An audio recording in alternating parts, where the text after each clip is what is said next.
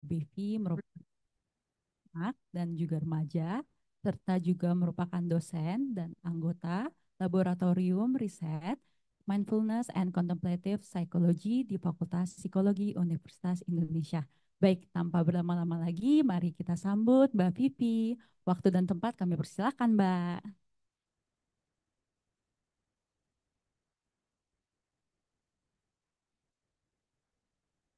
Baik, selamat pagi Ibu-Ibu dan Bapak. Sama seperti Mbak Indri tadi bilang, kita biasanya sangat mengapresiasi kalau ada laki-laki datang ya.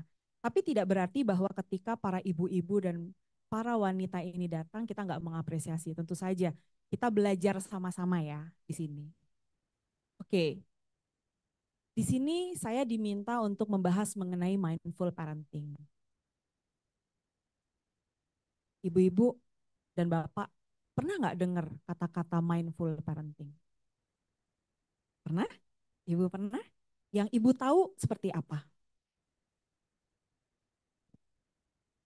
Yang tahu mindful parenting itu em, menjadi orang tua yang nyontek jadinya, yang sadar. Yang paling yang paling aku tahu itu ya orang tua yang sadar akan apa apa yang dilakukan untuk mendidik dan mengasuh anaknya. Terima kasih banyak, Bu. Oh, kayaknya udah tahu nih. Perlu nggak dilanjutin nih jadinya? Oke. Nah, pertanyaan kan biasanya nanti, wah sadar. Jadi selama ini kita kalau mengasuh nggak sadar atau gimana nih? Pingsan kita. Oke, tapi nanti kita akan bahas ya. Nah, ini ada dihubungkan dengan regulasi emosi pada anak. Konten yang saya akan bagi atau share hari ini adalah yang pertama mungkin adalah emosi dulu karena kita bicara tentang regulasi emosi ya. Emosi dulu. Kemudian yang keduanya adalah regulasi emosi. Kemudian yang ketiganya baru kita melihat si pengasuhan berkesadaran. Di ujung kita akan mengaitkan semuanya berdasarkan dari pengalaman bapak-bapak dan ibu-ibu. Oh iya, saya juga mau menyapa bapak-bapak dan ibu-ibu yang ada di Zoom ya. Mudah-mudahan suara saya terdengar di Zoom. Jadi kalau saya ada pertanyaan-pertanyaan untuk bapak-bapak dan ibu-ibu yang ada di Zoom, bisa juga menjawab ya. Baik, kita mulai dari emosi. Nah, emosi itu apa sih? Kok nggak mau? Oh. Oke, emosi adalah reaksi subjektif terhadap suatu pengalaman atau kejadian yang berhubungan dengan adanya perubahan fisik dan perilaku. Saya bold atau saya tebalkan reaksi subjektif yang pertama. Jadi yang namanya emosi itu adalah reaksi yang masing-masing orang itu alami dan hayati secara subjektif. Jadi ada kejadian-kejadian yang mungkin menurut kita, ah ini biasa aja. Tapi menurut anak tuh nggak biasa. Dan ketika dia bilang, aku takut. Terus kita bilang, lah nak, gitu doang. Nah, emosi itu subjektif. Jadi ada yang kita tidak takut, anak kita takut. Ada yang membuat anak kita senang, kitanya biasa saja. Ada yang membuat kita takut, anak kita nggak takut. Kayak gitu kan. Misalnya pada saat ngelihat ulet gitu misalnya. Anak-anak ngelihat ulet mah, ih lucu, uget-uget gitu.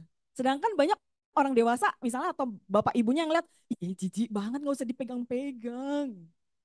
Jadi ada rasa-rasa tertentu dan itu subjektif. Jadi setiap orang bisa berbeda-beda. Itu yang pertama. Yang kedua, dengan adanya emosi tertentu dari individu itu, anak maupun bapak dan ibu, itu biasanya ada perubahan fisik. Contohnya, kalau kita lagi takut, maka kita misalnya keringat dingin. Kalau kita lagi gembira mungkin jantung kita juga berdebar-debar. Jadi ada perubahan fisik yang terjadi. Nanti pada saat kita bahas di pengasuhan berkesadaran, kita akan bahas bahwa kadang-kadang kita berubah dulu fisiknya rasanya ya, baru kita sadar oh emosi kita apaan ya, kayak gitu. Jadi biasanya ada perubahan fisik. dan ada perubahan perilaku. Kalau misalnya senang, tiba-tiba lagi jalan, terus tiba-tiba kita dapat atau anak kita, Dek, hari ini boleh beli Kinder Joy di Alfa. Wah, langsung deh, wah seneng banget. Terus dia loncat-loncat yang kayak gitu-gitu. Atau misalnya, Dek, kalau misalnya kamu nggak mau makan, nanti ditangkap polisi loh. Langsung dia takut. Yang tadinya nggak mau makan, jadi mau makan. Sama, kita juga seperti itu. Pada saat kita memiliki emosi tertentu, biasanya juga perilaku kita akan berubah. Nah, itu adalah emosi. Nah, emosi secara umum, secara dasar itu ada 6 yang mendasar ya. Yang pertama adalah, bisa nggak? Oh, oke, ini. Yang pertama adalah ada emosi takut. Yang kedua adalah emosi marah. Aku aja yang klik sini ya. Oke. Kemudian yang berikutnya lagi adalah sedih. Kalau nggak kelihatan gambarnya anak ini lagi meneteskan air mata. Kemudian yang berikutnya lagi adalah emosi senang. Kemudian yang berikut adalah emosi jijik. Dan yang terakhir adalah emosi kaget. Ternyata ini adalah 6 emosi dasar yang dimiliki oleh manusia yang nantinya akan berkembang menjadi emosi-emosi yang lain. 6 emosi ini akan dimiliki oleh semua manusia yang ada di dunia ini. Katanya seperti itu. Nah, kalau kita perhatikan ada emosi senang di sana. Kadang-kadang kita sehari-hari tuh suka ngomongnya gini, ih dia emosian. Kesannya yang namanya orang emosi itu negatif semua gitu loh. Padahal emosi itu bisa positif. Emosi itu bisa happy, bisa senang, bisa bahagia, yang kayak gitu. Sehingga mungkin sekarang bilangnya, jangan dia emosian. Mungkin kita langsung, oh dia lagi marah, dia lagi sedih gitu. Atau misalnya anak lagi kesel gitu, misalnya gitu. Nggak boleh emosi. Padahal yaitu emosi itu ada positif, ada yang negatif. Jadi semuanya itu adalah tercakup dari emosi. Oke. Nah, perkembangan emosi. Perkembangan emosi sendiri itu ternyata berbeda-beda dari tahapan-tahapannya ya. Yang pertama pada saat bayi, anak-anak gitu ya, kalau bayi senang dia ketawa. Kaget, bayi gitu ya. Kemudian sedih, gitu. Kemudian marah, takut. Nah, kalau diperhatikan, yang berbeda dari semua ini adalah yang bagian senang. Kalau bayi, kaget, sedih, marah, takut, semuanya nangis. Ya enggak?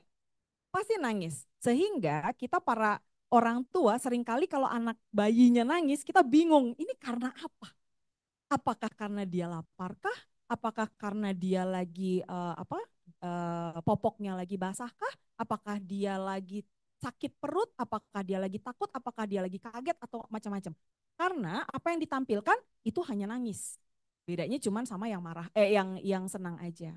Nah, kemudian pada saat dia toddler, toddler itu usianya kira-kira 1,5 sampai 3. Ada yang bilang 2 sampai 3.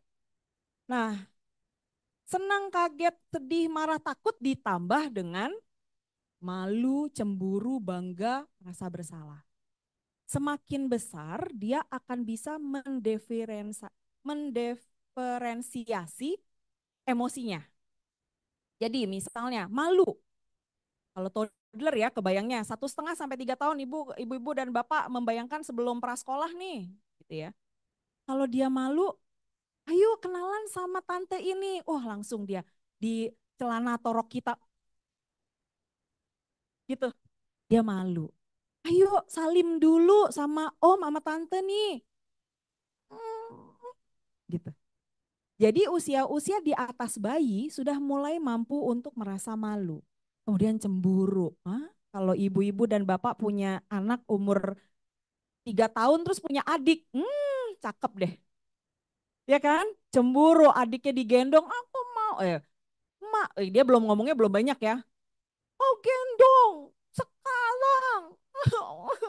Gitu. Jadi ibu dan bapak akan, aduh yang ini belum selesai, yang ini satu lagi, yang kayak gitu-gitu. Makanya biasanya kita kalau ditanya gini, sebetulnya berapa sih rentang waktu antara anak pertama dan anak kedua atau kedua, ketiga dan selanjutnya? Kami bilangnya amannya itu 4 tahun. Karena apa? Karena pada saat di masa toddler, ini sendirian aja udah merupakan tantangan, apalagi toddler ditambah sama bayi. Tantangannya lebih spektakuler kayak gitu. Karena di toddler ini ya tadi udah cemburu, dia kan maunya dia mendapatkan kasih sayang penuh dari orang tuanya, dia nggak mau berbagi. Ibu-ibu dan bapak bilang, kakak kan sudah gede, harus berbagi. Percayalah mereka nggak ngerti. Jadi mau ngomong kayak gimana pun mereka tuh nggak ngerti. Karena secara pemikiran mereka belum paham namanya konsep harus berbagi. Maunya ya saya, harus saya, ya sudah. Gitu. Jadi itu konsekuensinya kalau jarak antara satu dengan satu anak itu hanya 2 tahunan tuh biasanya kayak gitu. Kemudian bangga. Ade pinter banget narinya, dance-nya. Oh dia bangga. Kayak gitu. Biasanya anak toddler itu kalau udah bangga tuh kelihatan mukanya. Tuh, ada bangga. Kakak, bagus ya gambarnya. Jangan memikirkan gambar yang spektakuler ya. Nah, pokoknya coret-coret kayak gini selama dia bilang ini mobil. Bagus ya mobilnya. Karena di imajinasi dia mobil ya kan dia nggak bisa gambar mobil. Kita aja kalau disuruh gambar mobil bagus belum tentu bisa kan. Jadi bagus apa itu mobil? Oh bagus banget sih. Minta kertas lagi. Ya, kayak gitu biasanya kalau bangga tuh kayak dia jadinya pingin melakukan lagi yang berikut. Takut. Walaupun waktu masih bayi ada takutnya, tapi ini takutnya itu takut udah ya di atas ya. Jadi ada takut, marah, sedih, kaget, senangnya itu menjadi lebih terdiferensiasi lagi kayak gitu. Nah, merasa bersalah kalau misalnya kita bilang, "Kakak, tumpah tuh kan semuanya." Dia langsung mengkerut. Badannya berubah loh. Orang-orang itu kalau takut tuh otomatis badannya itu mengecil. Itu otomatis. Jadi dia ngecil, terus dia diam atau dia nangis atau dia marah. Kayak gitu padahal sebetulnya takut atau merasa bersalah. Nah, toddler ini kita bilang ya masa toddlernya adalah masa yang agak berbeda dari masa-masa yang lain. Toddler itu suka banget membangkang. 1,5 tahun sampai 3 tahun, apa yang kita minta dia akan lakukan yang sebaliknya. Apakah salah? Enggak. Itu memang prosesnya mereka. Jadi anak toddler itu kita bilangnya adalah seperti senjata. Kalau kita bilang apa, dia jawabnya no. Atau dia jawabnya enggak. Dek, makan dulu ya. Enggak. Dek, ayo diberesin ini yang enggak mau. Nah itu tuh gayanya toddler. Gayanya toddler yang khas lagi adalah mereka sangat suka sama proses. Menumpuk sesuatu, abis itu dia hancurkan. Menumpuk lagi sesuatu, dia hancurkan. Kenapa? Karena dia sangat suka belajar, dia nggak terlalu peduli dengan hasilnya. Dan dia bahagia melakukan sesuatu. Itu anak toddler. Dia yang suka membangkang, dia gampang frustasi. Gampang frustasinya gimana? Anak bayi itu kan sangat nempel sama kita ya, bergantung pada kita. Anak toddler kenapa dia jadinya tanda kutip kok jadi lebih menyebalkan? Dulu waktu bayi kok kayak kayak apa ya? Kayak manis banget, tapi pas masuk toddler kok kayak susah banget dikasih tahu. Kenapa? Karena secara fisik mereka udah bisa jalan kan. Ketika mereka sudah bisa jalan, mereka akan merasa bahwa tuh aku bisa. Mau digendong? Enggak. Kecuali kalau dia pengen digendong, maunya digendong gitu. Tapi dia akan menunjukkan bahwa saya itu mampu berdiri sendiri. Jadi mereka akan lebih sotoy dan itu sangat wajar. Dan itu bagus karena itu adalah perkembangan mereka. Tapi orang tuanya jadi yang harusnya ambil nafas, buang nafas. Ambil nafas, buang nafas yang kayak gitu. Oke, suka memaksakan kehendak itu adalah bagian dari si toddler ini. Jadi ini cukup menantang ya untuk anak 1,5 sampai 3 tahun. Prasekolah, masuk ke kelompok bermain atau daycare misalnya. Itu semua yang di atas, semuanya ada tambah cemas. Kenapa? Karena biasanya mereka dari lingkungan rumah yang aman menuju ke lingkungan luar rumah. Jadi punya kecemasan-kecemasan, aduh ini dunia yang baru ini kira-kira akan berbahaya nggak ya buat saya? Dan itu adalah sesuatu yang wajar. Ibu-ibu ngerasain nggak pada saat anak-anak ibu dan bapak itu masuk ke prasekolah, terus dia nggak mau ditinggal? Pernah ngerasain itu nggak? Berapa lama nggak mau ditinggalnya Bu? Oh ibu anaknya umurnya berapa? 3 tahun, nggak apa-apa. Masih lagi beradaptasi. Jadi kan kayaknya dia susah banget, aku mau ngelihat ibu terus gitu. Karena apa? Rasa amannya ada di ibu. Kayak gitu. Di sini di Fakultas Psikologi ada daycare dan ada kelompok bermain. Di awal-awal semester itu kami terbiasa tuh dengar suara-suara nangis. Sebulan, 2 bulan itu kami udah biasa. Karena kami tahu bahwa ini adalah proses adaptasi mereka dari rumah yang aman menuju ke luar rumah. Jadi mereka akan lebih cemas tentunya. Dan itu nggak apa-apa. Lalu merasa pede atau justru tidak pede, rasa percaya diri. Karena kan sudah ada kegiatan-kegiatan yang lebih dituntut ya, misalnya ayo kita mewarnai, ayo kita lari, yang kayak gitu. Udah ada tuntutan-tuntutan yang lain.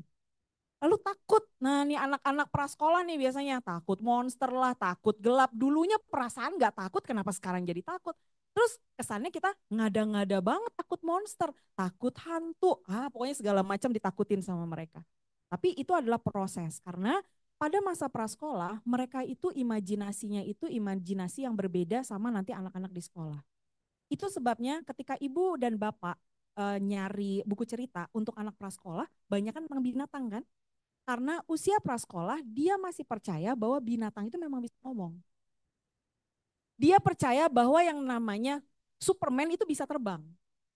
Makanya ada suatu kejadian di mana seorang anak usia 4 tahun jatuh dari lantai 1 karena apa? Karena dia berpikir dengan dia menggunakan sayap dia bisa terbang. Jadi kalau mikir anak usia 4 tahun melakukan kayak gitu jangan dibilang kok dia bodoh banget ya. Gitu. Enggak, bukan bodoh banget. Karena memang secara berpikirnya mereka masih percaya sama semua hal yang seperti itu. Tapi nanti kalau udah waktu sekolah udah enggak. Karena itu proses berpikir mereka ya. Nah di masa sekolah takutnya mulai berkurang karena mereka udah mulai realistis. Gak ada tuh namanya monster. Hantu itu ya so-so lah ada atau enggak ya. Kalau dia anaknya memang bisa punya six sense ya dia bisa lihat hantu ya sudah lah gitu ya. Tapi yang apa namanya tidak bisa lihat biasanya udah mulai enggak lah nggak ada hantu. Terus atau misalnya tes. Terus dia bilang, aku udah nggak takut lagi sama gelap. Jadi udah lebih berani untuk anak-anak di masa sekolah. Dan dia lebih sadar dengan emosi diri dan emosi orang lain. Dia udah bilang, oh ternyata orang lain punya emosi yang berbeda dengan saya. Itu anak sekolah udah bisa. Sekolah ini maksudnya adalah usia antara 6-7 tahun sampai usia 11-12 ya. Anggaplah SD deh. Jadi kalau kita lihat di sini ada bayi, ada toddler, ada prasekolah ini yang anak-anak TK, apa namanya, kelompok bermain dan TK, kemudian sekolah ini adalah SD. Yang terakhir adalah ini yang lumayan challenging atau menantang, masa remaja. Masa remaja ini emosinya sangat fluktuatif, bisa dia marah-marah, habis itu dia besoknya, udah pun aku kemarin berantem sama temenku sebel banget, wah pokoknya merepet lah dia. Tiba-tiba besoknya pas jemput lah dia kok udah temenan lagi gitu. Udah temenan. Jadi sangat fluktuatif. Nah, dikatakan bahwa remaja ini agak mirip dengan anak toddler. Kenapa? Kalau anak toddler secara fisik sudah bisa berjalan sehingga dia merasa bahwa dirinya tuh otonom atau bisa melakukan segala sendiri. Remaja juga sama. Aku udah gede. Ayo, apa namanya belajar jam segini. Bun, aku biasa nggak mau belajar jam segitu. Aku maunya belajarnya jam segini. Udah punya otoritas untuk bilang bahwa aku itu sudah bisa menentukan hidupku sendiri. Walaupun tentu saja tidak gitu. Tapi itu adalah hal yang sangat wajar. Ini dari perkembangan emosi. Konten yang kedua adalah regulasinya. Nah, kita tadi udah bahas tuh tentang emosinya. Perkembangan emosinya. Kita tahu bahwa ternyata setiap tahapan kehidupan punya emosi-emosi tertentu. Walaupun yang dasar tetap ada. Kita bahas regulasi emosi. Apa yang dimaksud dengan regulasi emosi adalah kemampuan untuk dapat mengontrol emosi, perhatian, dan perilakunya. Jadi intinya adalah mengontrol. Sehingga semua ini harus dilakukan secara sadar. Kadang-kadang kalau bicara tentang emosi, kita langsung marah secara nggak sadar. Tapi kalau kita punya regulasi emosi, kita tidak langsung marah. Tetapi kita mikirin dulu, patut nggak kita marah? Yang kayak gitu. Jadi ini adalah regulasi. Nah sama ke anak, anak juga kayak gitu. Dia misalnya aku mau beli permen di Alfa. Sekarang ketika dia belum mampu untuk meregulasi emosi, maka dia akan nangis saat itu juga. bisa tantrum saat itu juga. Tetapi ketika dia sudah bisa meregulasi emosi, mungkin dia juga akan kecewa, dia akan nangis, tapi mungkin dia tidak tantrum.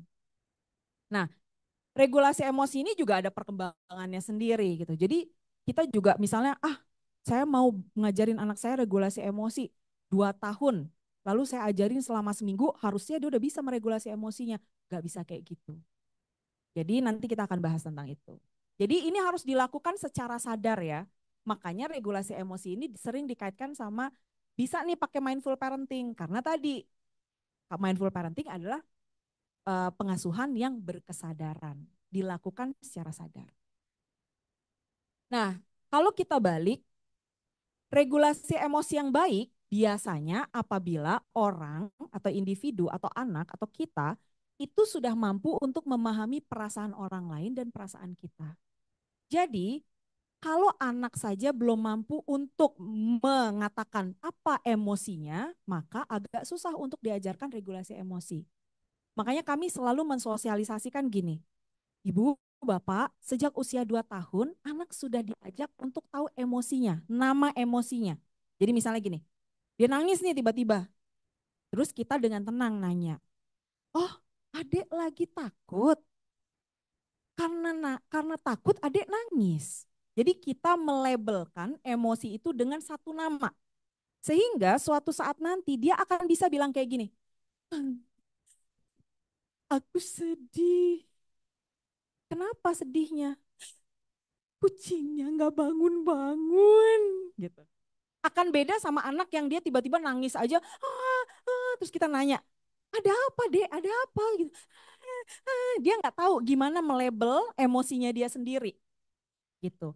Jadi kalau ditanya usia berapa sih kita sudah mengajarkan anak untuk tahu emosi, saya biasanya bilang 2 tahun bisa kok. Sudah bisa diajarkan bahwa masing-masing itu punya nama emosi. Ada yang standar tadi aja, yang 6 itu aja pakai.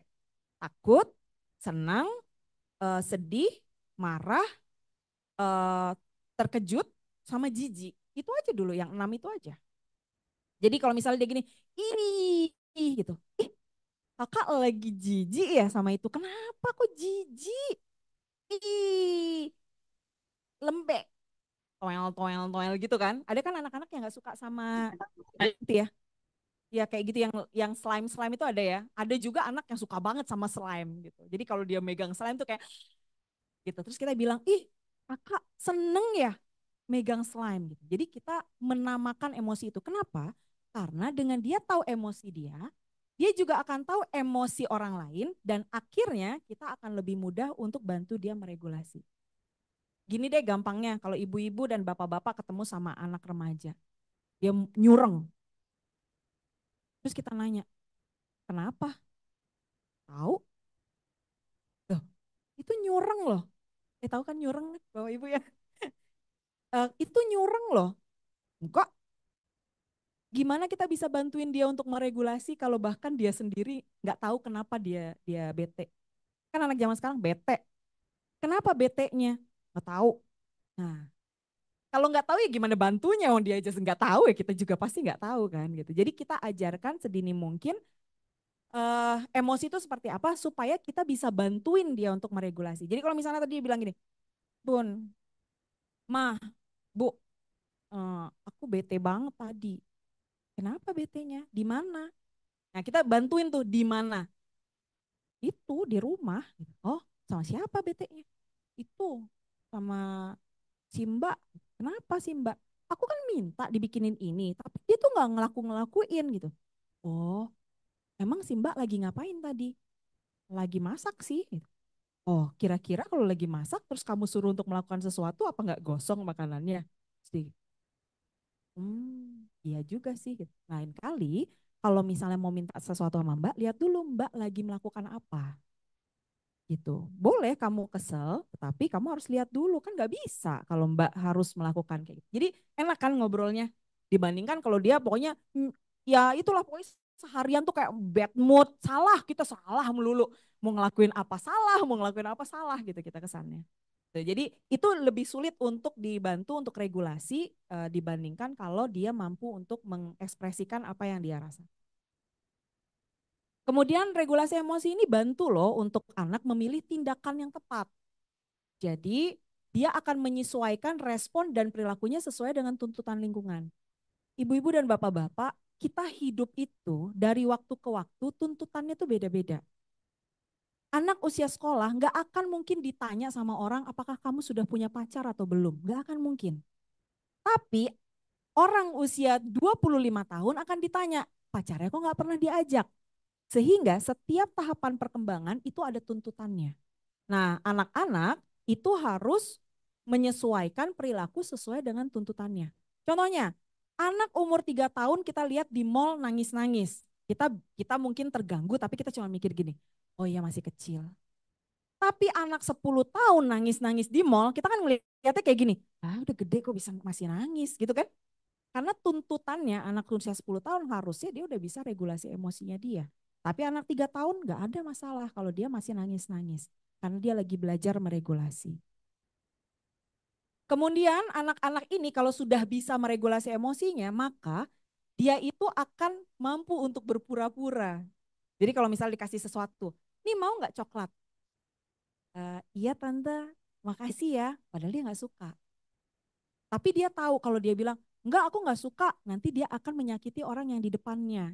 Nah, untuk anak-anak yang sudah bisa meregulasi emosi, biasanya dia akan tahu orang ini akan merasakan apa dan saya harus bertindak seperti apa. Kemudian intinya adalah perilaku itu diterima oleh lingkungan. Dan ekspresi emosi itu sangat dipengaruhi oleh budaya ya. Ada budaya ini bukan etnis, budaya itu kayak misalnya di rumah. Kan ada ya, misalnya tetangga-tetangga ibu dan bapak, pokoknya kalau dia marah, sedih, segala macam dia ekspresikan. Aku tuh marah loh sama kowe gitu. Yang kayak gitu-gitu. Tapi ada loh keluarga tertentu yang marah tuh, kamu marah? Enggak. Kamu sedih? Enggak. Ada kan? Tergantung dari bagaimana lingkungannya itu membentuk dia, ekspresi emosinya seperti apa. Emosinya tetap sama, ekspresi emosinya sangat ditentukan oleh bagaimana kita mengajarkan anak kita. Nah, kemudian juga bertambah terampil sesuai dengan perkembangan usia. Kapan mulai diajarkan? Mulainya dari kecil, dari 2 tahun kita udah bisa mengajarkan. Tetapi ekspektasinya jangan tinggi-tinggi. Karena apa? Regulasi emosi biasanya kalau dilatih itu baru bisa dimiliki oleh anak 9 tahun. Tetapi ini yang dilatih ya. Jadi yang namanya regulasi emosi itu harus dilatih. Ibu-ibu dan bapak-bapak jangan berharap saya nggak usah ngelatih terus dia bisa regulasi sendiri. No. Kalaupun dia bisa pasti ada yang ngelatih, entahlah tetangga, entahlah nenek, entah segala orang-orang yang lain.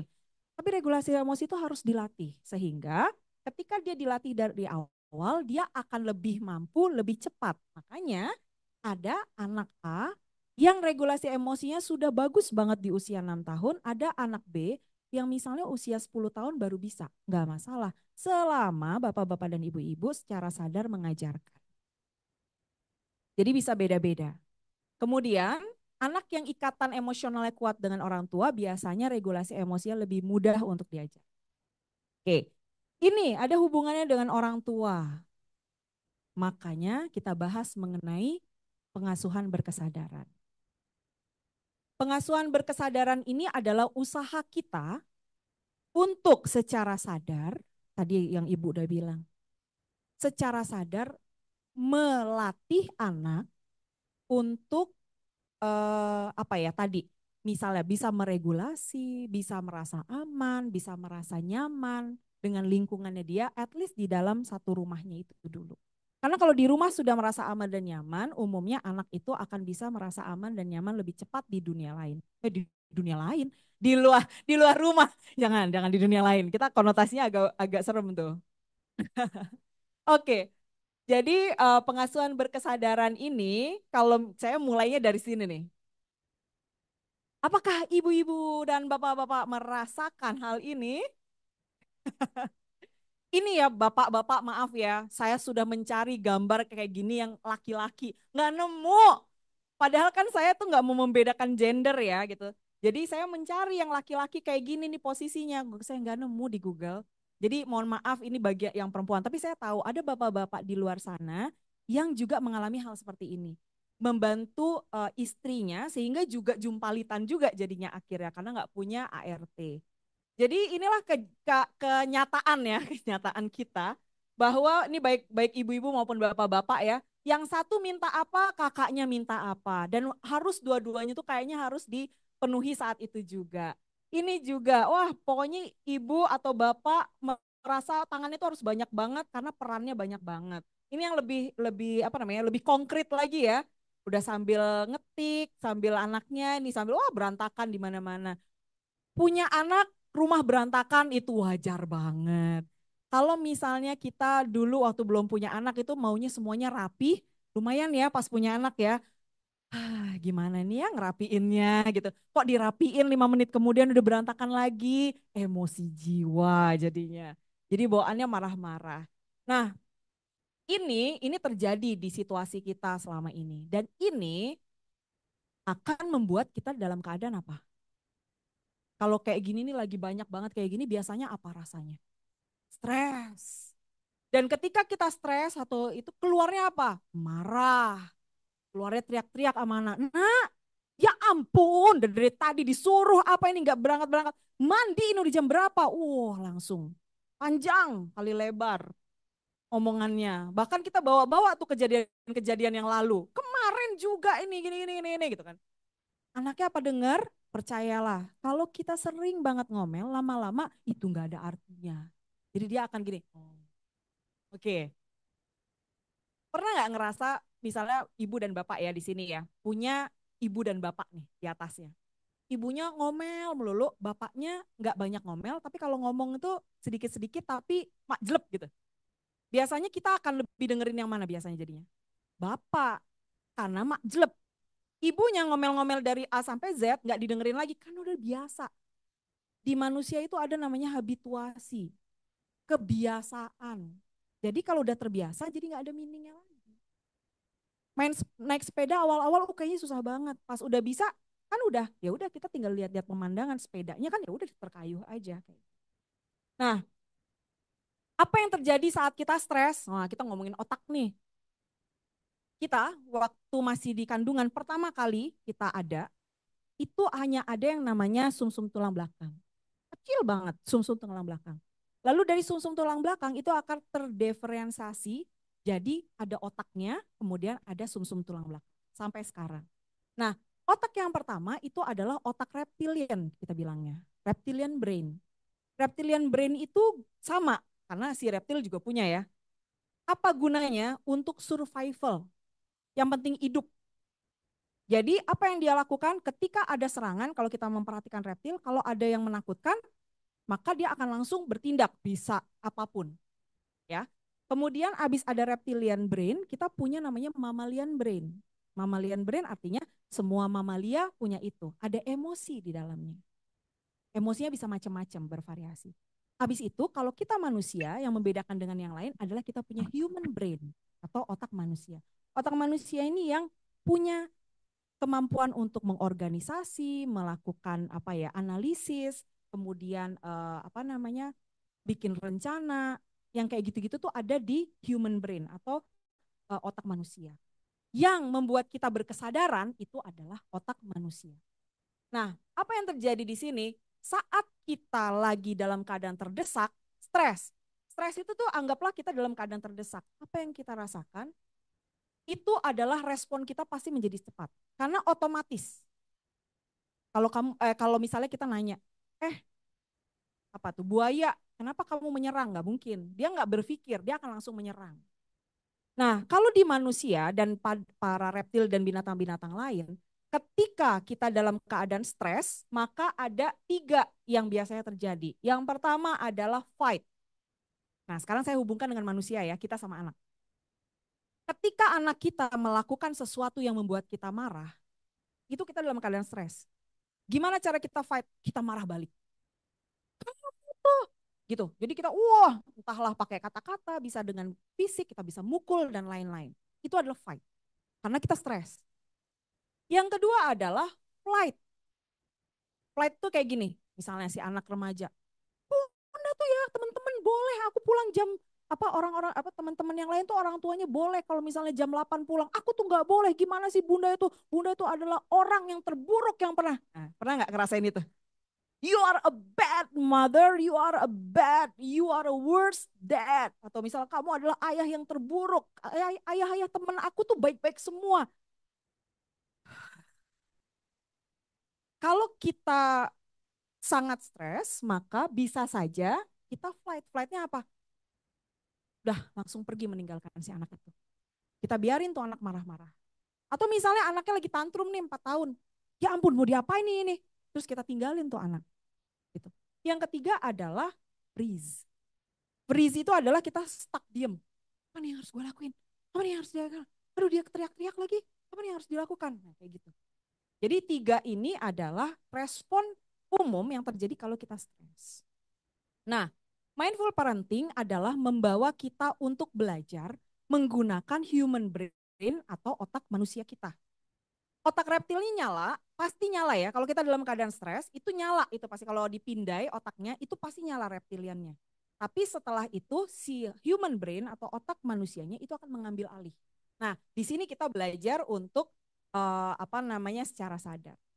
Kemampuan orang tua menghadirkan kesadaran pada masa kini dan juga praktik orang tua memperhatikan anak dan pola asuh secara cara tertentu dengan sengaja, ya harus dengan sengaja. Di sini dan kini, kalau bahasa Inggrisnya here and now, dan tanpa penghakiman. Jadi tidak menghakimi si anak itu. Nah kita lihat, ini ada 5 hal yang kita lihat ya. Ini ada mendengarkan dengan penuh perhatian, penerimaan tanpa penghakiman, sadar akan emosi diri, regulasi diri, dan welas asih.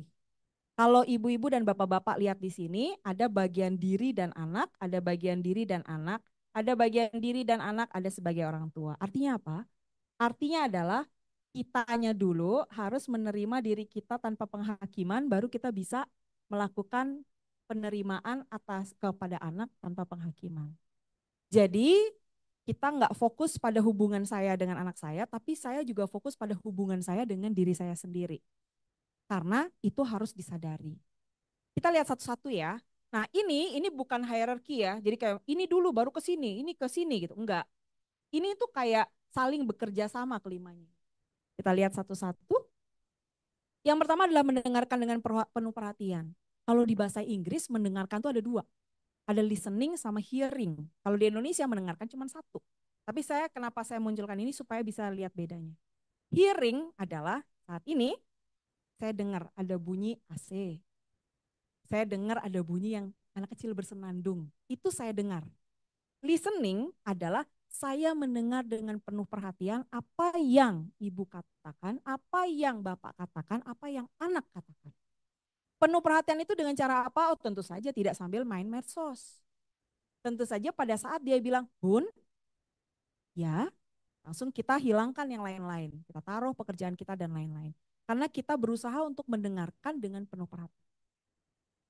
Kalau kita bisa mendengarkan dengan perhatian, kita bisa memproses apa yang dikatakan dan apa yang dikatakan. Kenapa saya pakai gini?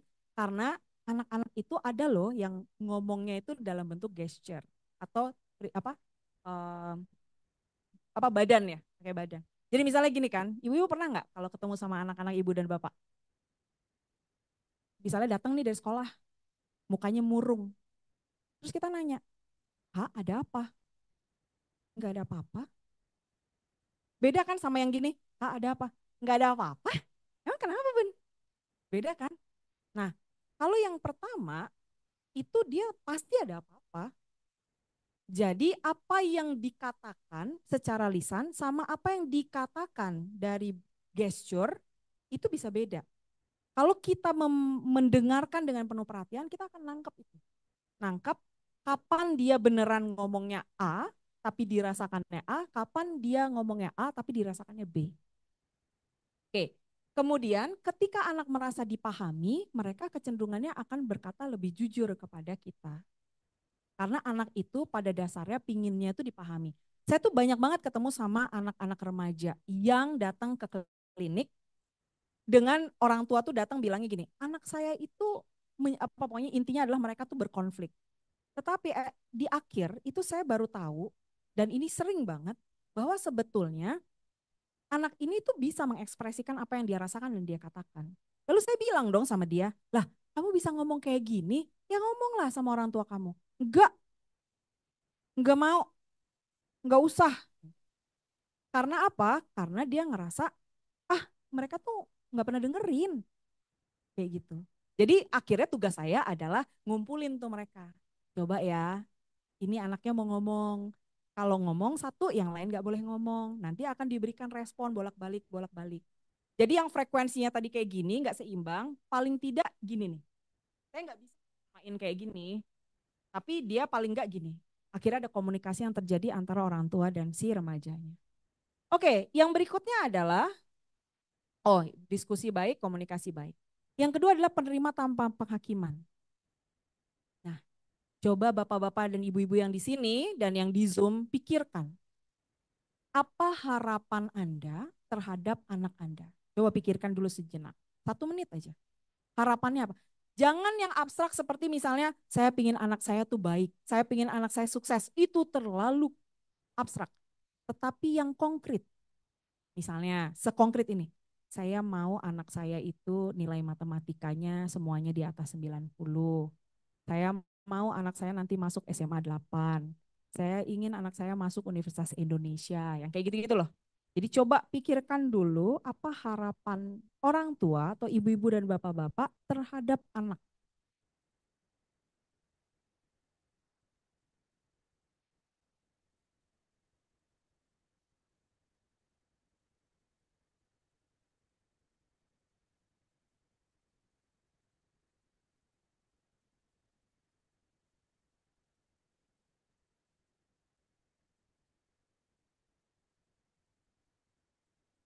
Baik, udah kebayang ya?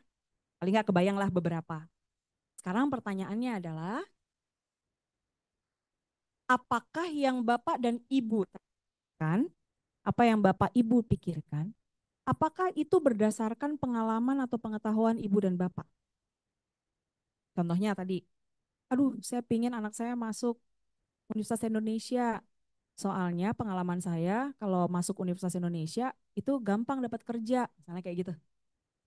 Apakah itu harapan tadi itu berdasarkan dari pengalaman atau pengetahuan ibu dan bapak? Biasanya seperti itu. Contoh nih, saya pernah melakukan kesalahan. Saya gini, saya tuh suka banget sama matematika. Suka banget dari kecil. Ketika punya anak, ketika anak saya nilai matematikanya jelek, dulu saya marah. Sebelum saya belajar mindful parenting ya, marah saya. Gimana sih? Kok matematikanya jelek? Yang kayak gitu. Lesin segala macam yang kayak gitu-gitu. Saya lupa bahwa itu adalah saya. Matematika penting bagi saya, kenapa? Karena orang-orang zaman dulu, zamannya saya dulu, itu kesannya yang namanya orang pintar, itu adalah orang-orang yang jago matematika. Orang-orang yang nggak jago matematika dianggap tidak pintar zaman saya ya. Darah kamu, ini jatuh kamu. Jadi saya lupa bahwa anak saya tuh punya kesukaan yang berbeda. Dia nggak suka matematika, tapi dia suka bahasa. Saya disuruh belajar bahasa, susah banget. Dia belajar bahasa dari YouTube aja dia udah bisa. Nah itu yang saya lupa. Jadi kadang-kadang harapan kita itu tergantung dari apa yang kita alami. Atau apa ya, trauma-trauma yang kita alami. Misalnya ada kejadian di mana misalnya ada seseorang yang dia mungkin pada saat malam hari dia ada kejadian di mana dia itu dirampok atau dilecehkan sama orang lain, itu akan membuat dia tidak mengizinkan anaknya untuk keluar rumah di malam hari kan, yang kayak gitu. Yang kayak gitu-gitu. Jadi, nah, pertanyaannya adalah pernahkah Anda mencari tahu apa yang sebetulnya diinginkan oleh anak Anda? Contohnya nih, pokoknya saya mau anak saya jadi dokter, selesai. Pernah nanya enggak? Agak, pokoknya harus jadi dokter. Akhirnya apa? Si anak harus, saya pun di UI ini ya, di UI ini banyak loh mahasiswa-mahasiswa kami yang masuk di fakultas tertentu bukan karena maunya mereka, karena maunya orang tua. Membawa mereka untuk menyelesaikan ini menjadi lebih sulit atau menjadi sangat gampang. Karena kami juga pernah punya yang dia nggak suka masuk ke fakultas tertentu, dia selesaikan dengan cepat. Apa yang lakukan berikutnya? Dia kasih ijazahnya ke orang tuanya. Saya sudah ya masuk ini, sekarang boleh nggak saya masuk fakultas yang saya ingin? Terus orang tuanya mau ngomong apa? Ya sudah, gitu. Jadi tidak semuanya masuk di sini di fakultas tertentu ya di UI ini itu atas kemauannya sendiri. Oke. Kemudian yang ketiga adalah sadar akan emosi. Sadar akan emosi itu adalah yang pertama emosi diri, kenali emosi Bapak dan Ibu. Saya nih ya, pulang dari sini. Saya misalnya lagi tidak bermasalah sama kolega saya. Kemudian saya pulang, anak saya misalnya kecil langsung bunda, bunda, bunda, bunda, bunda, bunda. Mau ngomong merepet. Saya lagi capek. Lalu saya marah. Saya marah banget.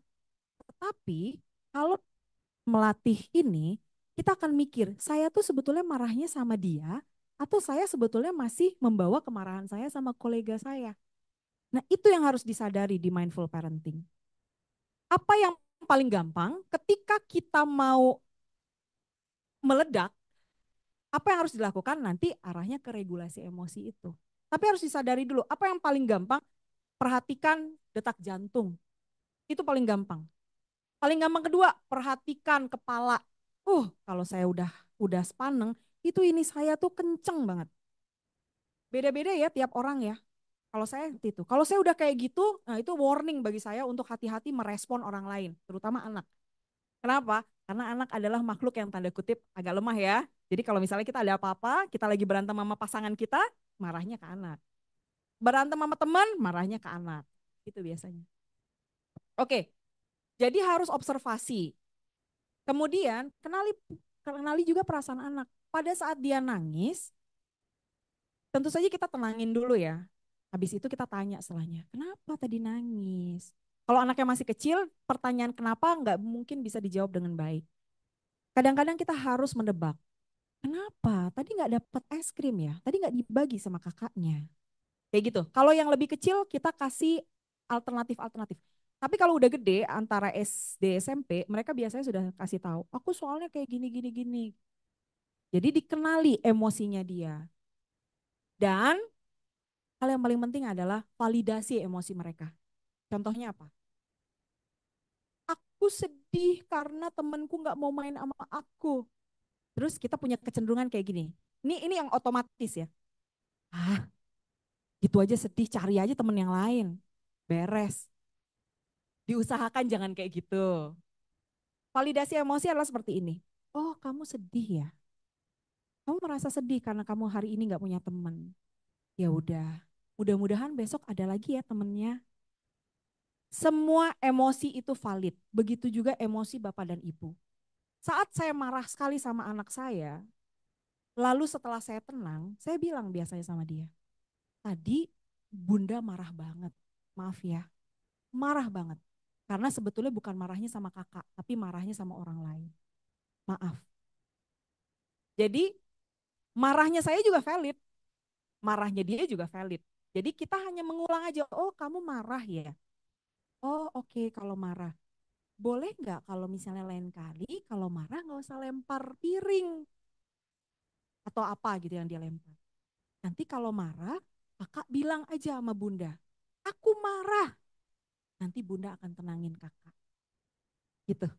Jadi kenapa sih anak-anak yang marah itu bisa sangat tantrum atau ngelempar segala macam, ngerobek, nendang segala macam?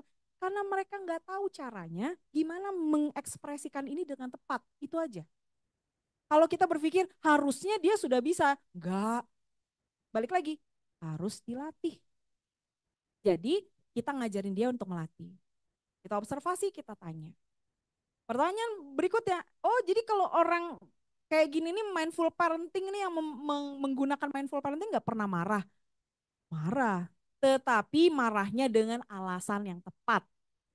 Kalau kita marah sama anak memang karena perilakunya memang tidak sesuai. Bukan marah akibat kita marah sama orang lain, kita lampiaskan ke anak kita. Atau sedih sedih juga seperti itu. Jadi boleh marah, boleh senang, boleh apapun itu responnya, tetapi harus sesuai dengan memang perilaku anak. Regulasi diri.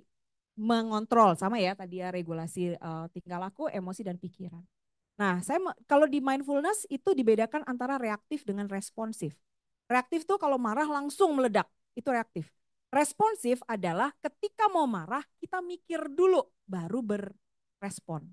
Jadi dibedain ya antara reaktif sama responsif. Di mindful parenting kita pakainya adalah responsif. Gimana caranya? Wah, saya sering nih dapat pertanyaan dari ibu-ibu dan bapak-bapak. Ya ampun Mbak, kalau saya udah marah masa saya mikir, gitu kan? Kalau udah marah mau marah aja gitu.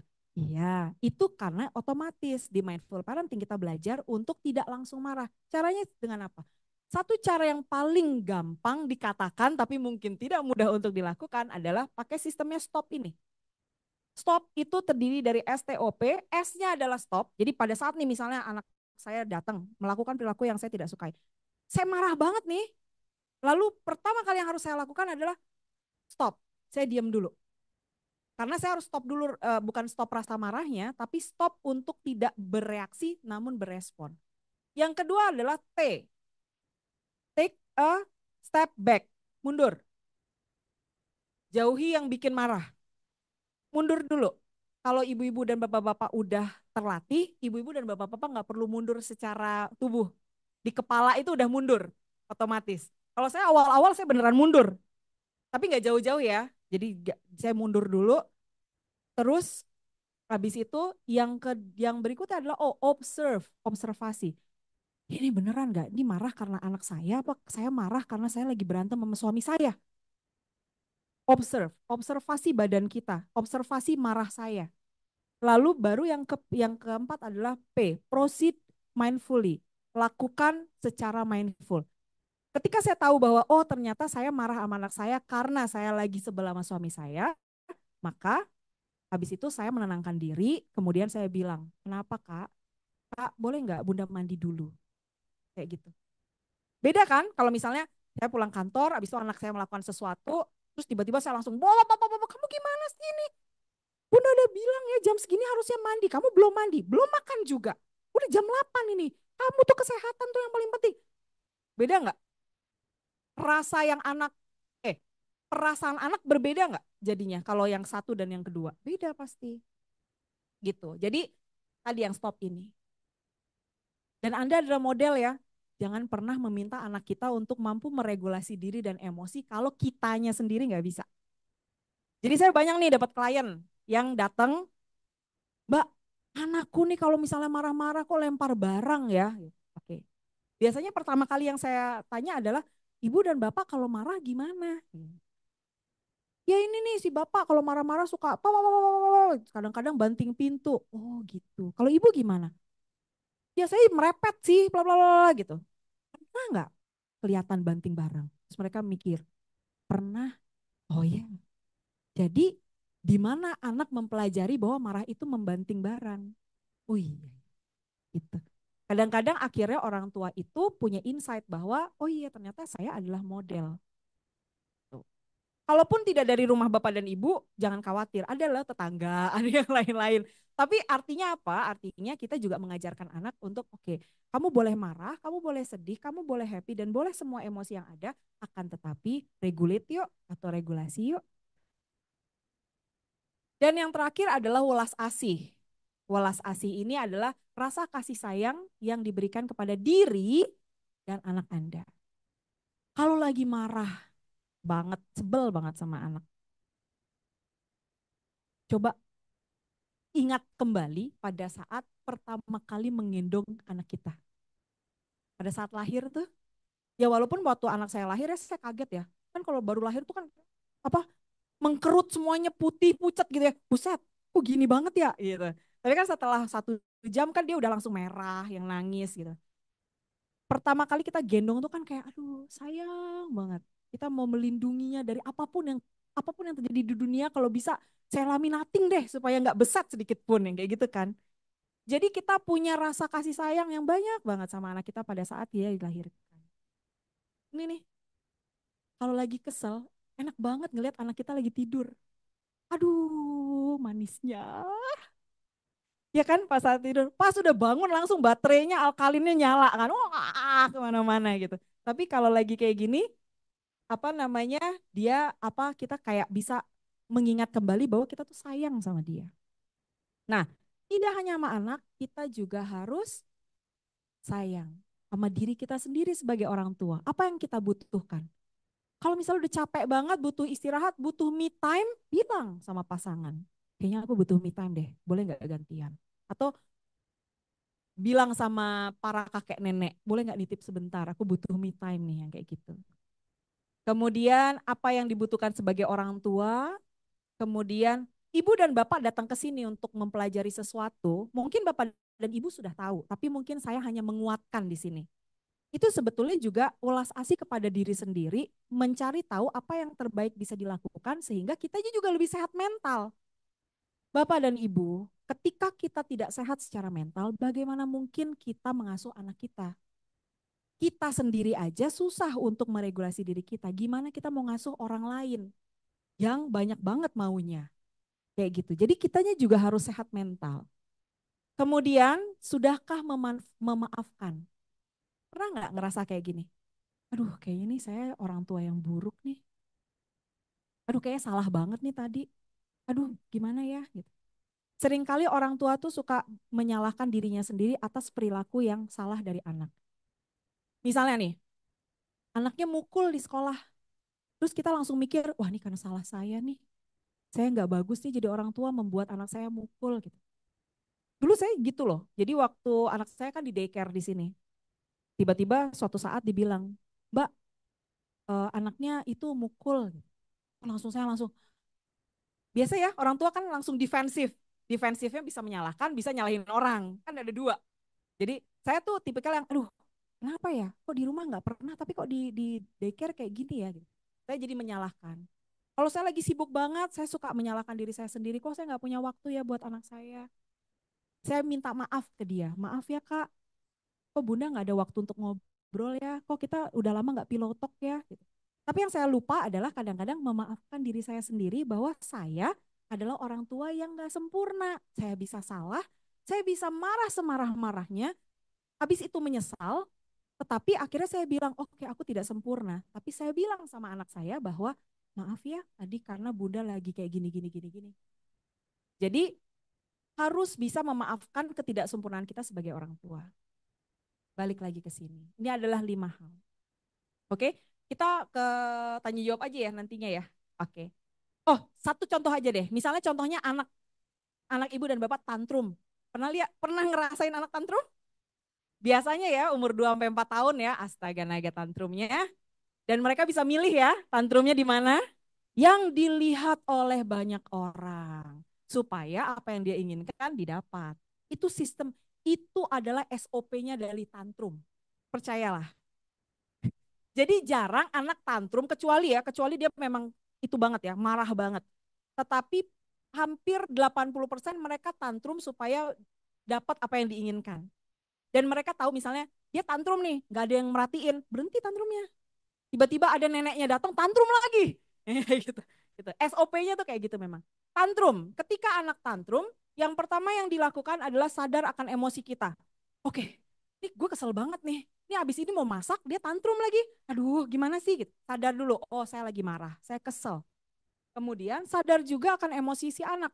Oh dia lagi memerlukan sesuatu, dia nggak bisa mengekspresikan, makanya dia tantrum. Kemudian kita menerima dulu marahnya. Jadi ketika tantrum jangan diajak marah, apalagi diajak berantem. Ini gimana sih udah gede malah tantrum aja nih gimana nih gitu. Enggak, percayalah nggak ada hasilnya.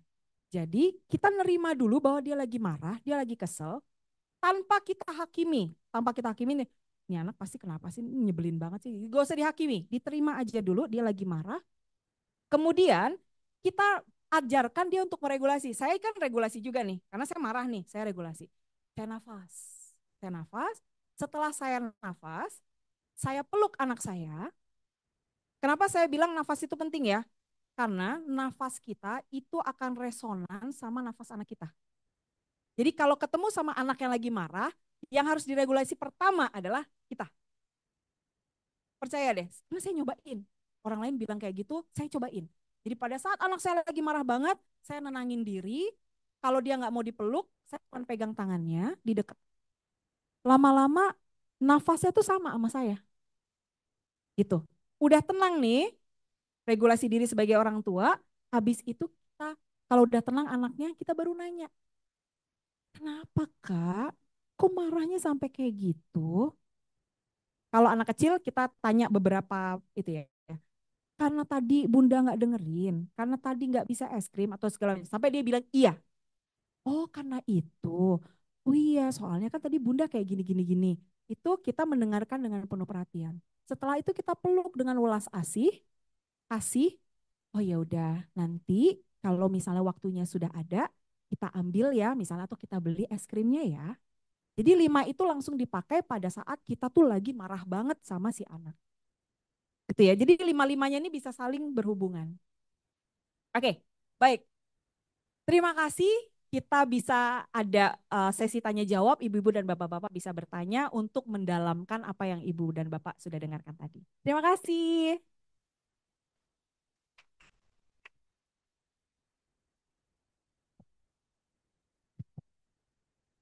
Oke, baik.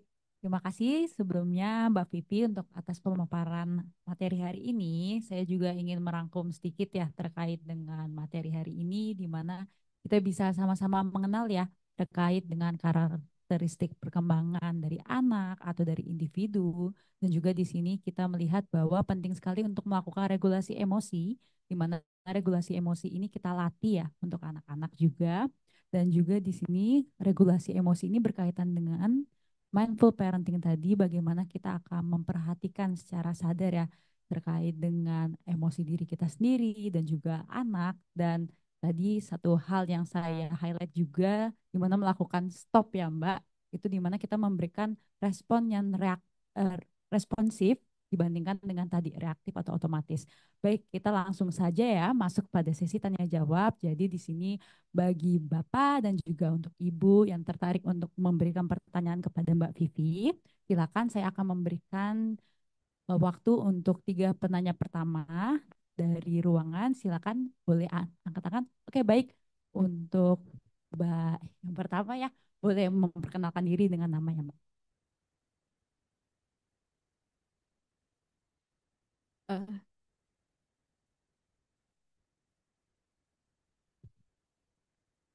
Eh, Selamat pagi, Mbak Vivi.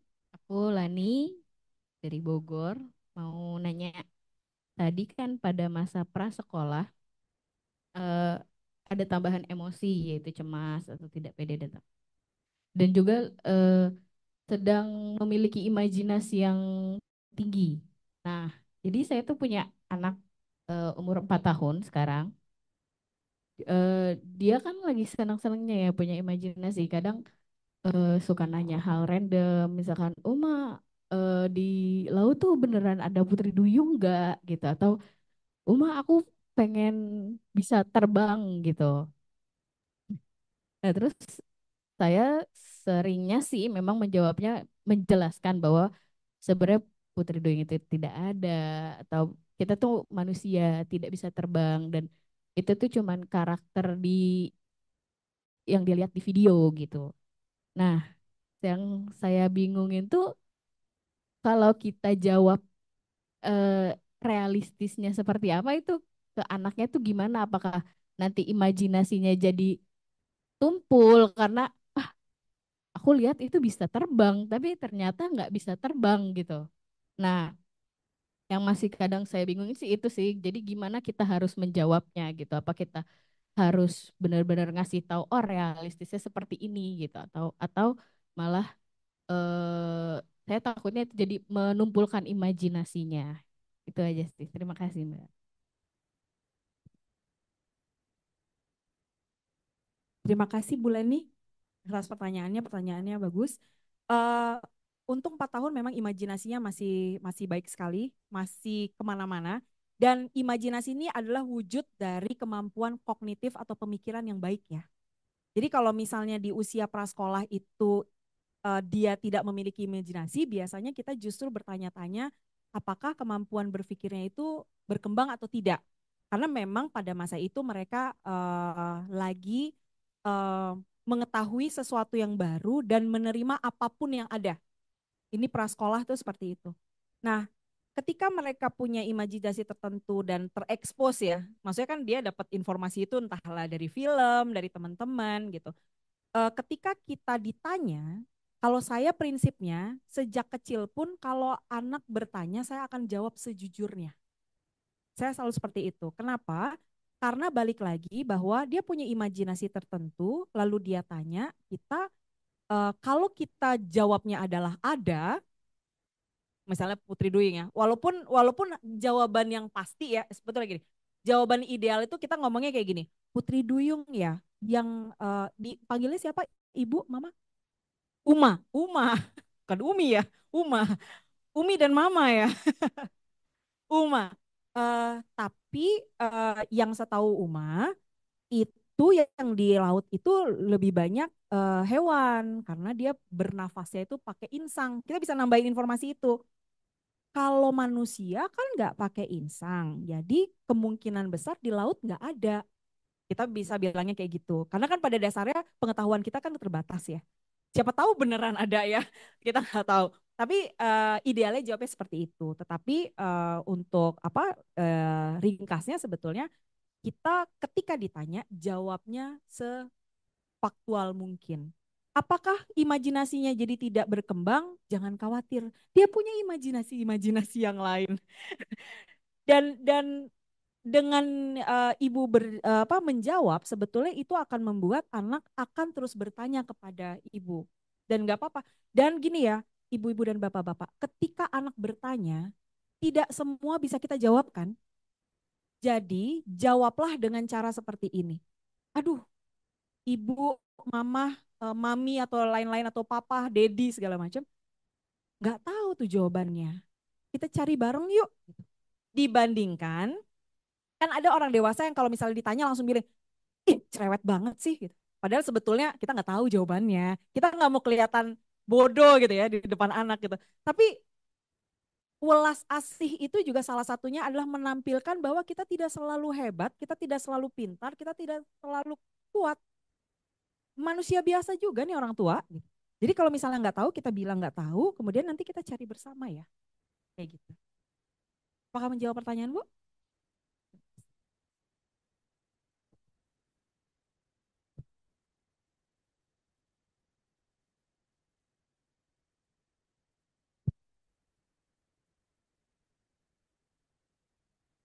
Selamat pagi, Ibu. Nama saya Zaki ya. Saya mau bertanya terkait validasi emosi tadi. Tadi kan kita belajar gitu ya bahwa ketika anak tantrum gitu kan atau merasa sedih, gembira, apapun itu emosinya kita validasi gitu. Nah, apakah nanti akan menjadi kebiasaan, Bu? Misalkan ketika dia besar gitu ya, sudah menikah, nanti dia akan tetap membutuhkan validasi dari orang di sebelahnya atau misalkan pasangannya, atau nanti kemudian ada tahapan supaya dia kemudian bisa memvalidasi emosinya sendiri seperti itu. Terima kasih. Baik, terima kasih Ibu Zakia. Pertanyaan yang menarik.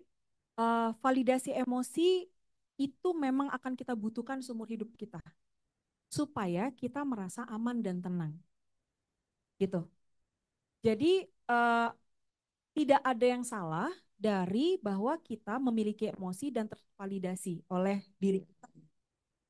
Dari diri kita maupun dari orang lain.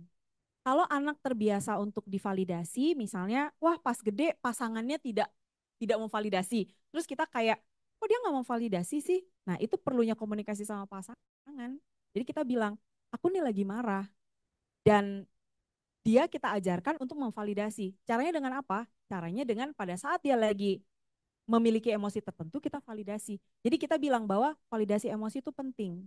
Karena kan kita berdua yang akan ngajarin validasi emosi lagi ke anak. Jadi jangan jadi misalnya kita udah belajar validasi, terus pasangan kita ketika anaknya nangis lalu dibilang cengeng banget nih gitu. Jadi kita juga ngajarin pasangan kita untuk bilang, oh kamu lagi sedih, ada apa gitu. Jadi dua-duanya antara pasangan suami istri akan memiliki gaya yang sama untuk yang emosi. validasi di sini saya hanya bilang emosi ya, tidak validasi-validasi yang lain. Jadi misalnya, wah validasi nih saya dikatakan hebat atau saya dikatakan kaya. Nah, ini bukan bagian dari validasi yang saya maksud. Jadi yang namanya yang saya tadi bilang, validasi emosi itu akan dibutuhkan oleh semua orang dari kecil sampai kita mati nanti. Dengan kita divalidasi, kita akan lebih merasa kita diterima dan kita juga akan menerima diri kita sendiri dengan lebih baik. Seperti itu.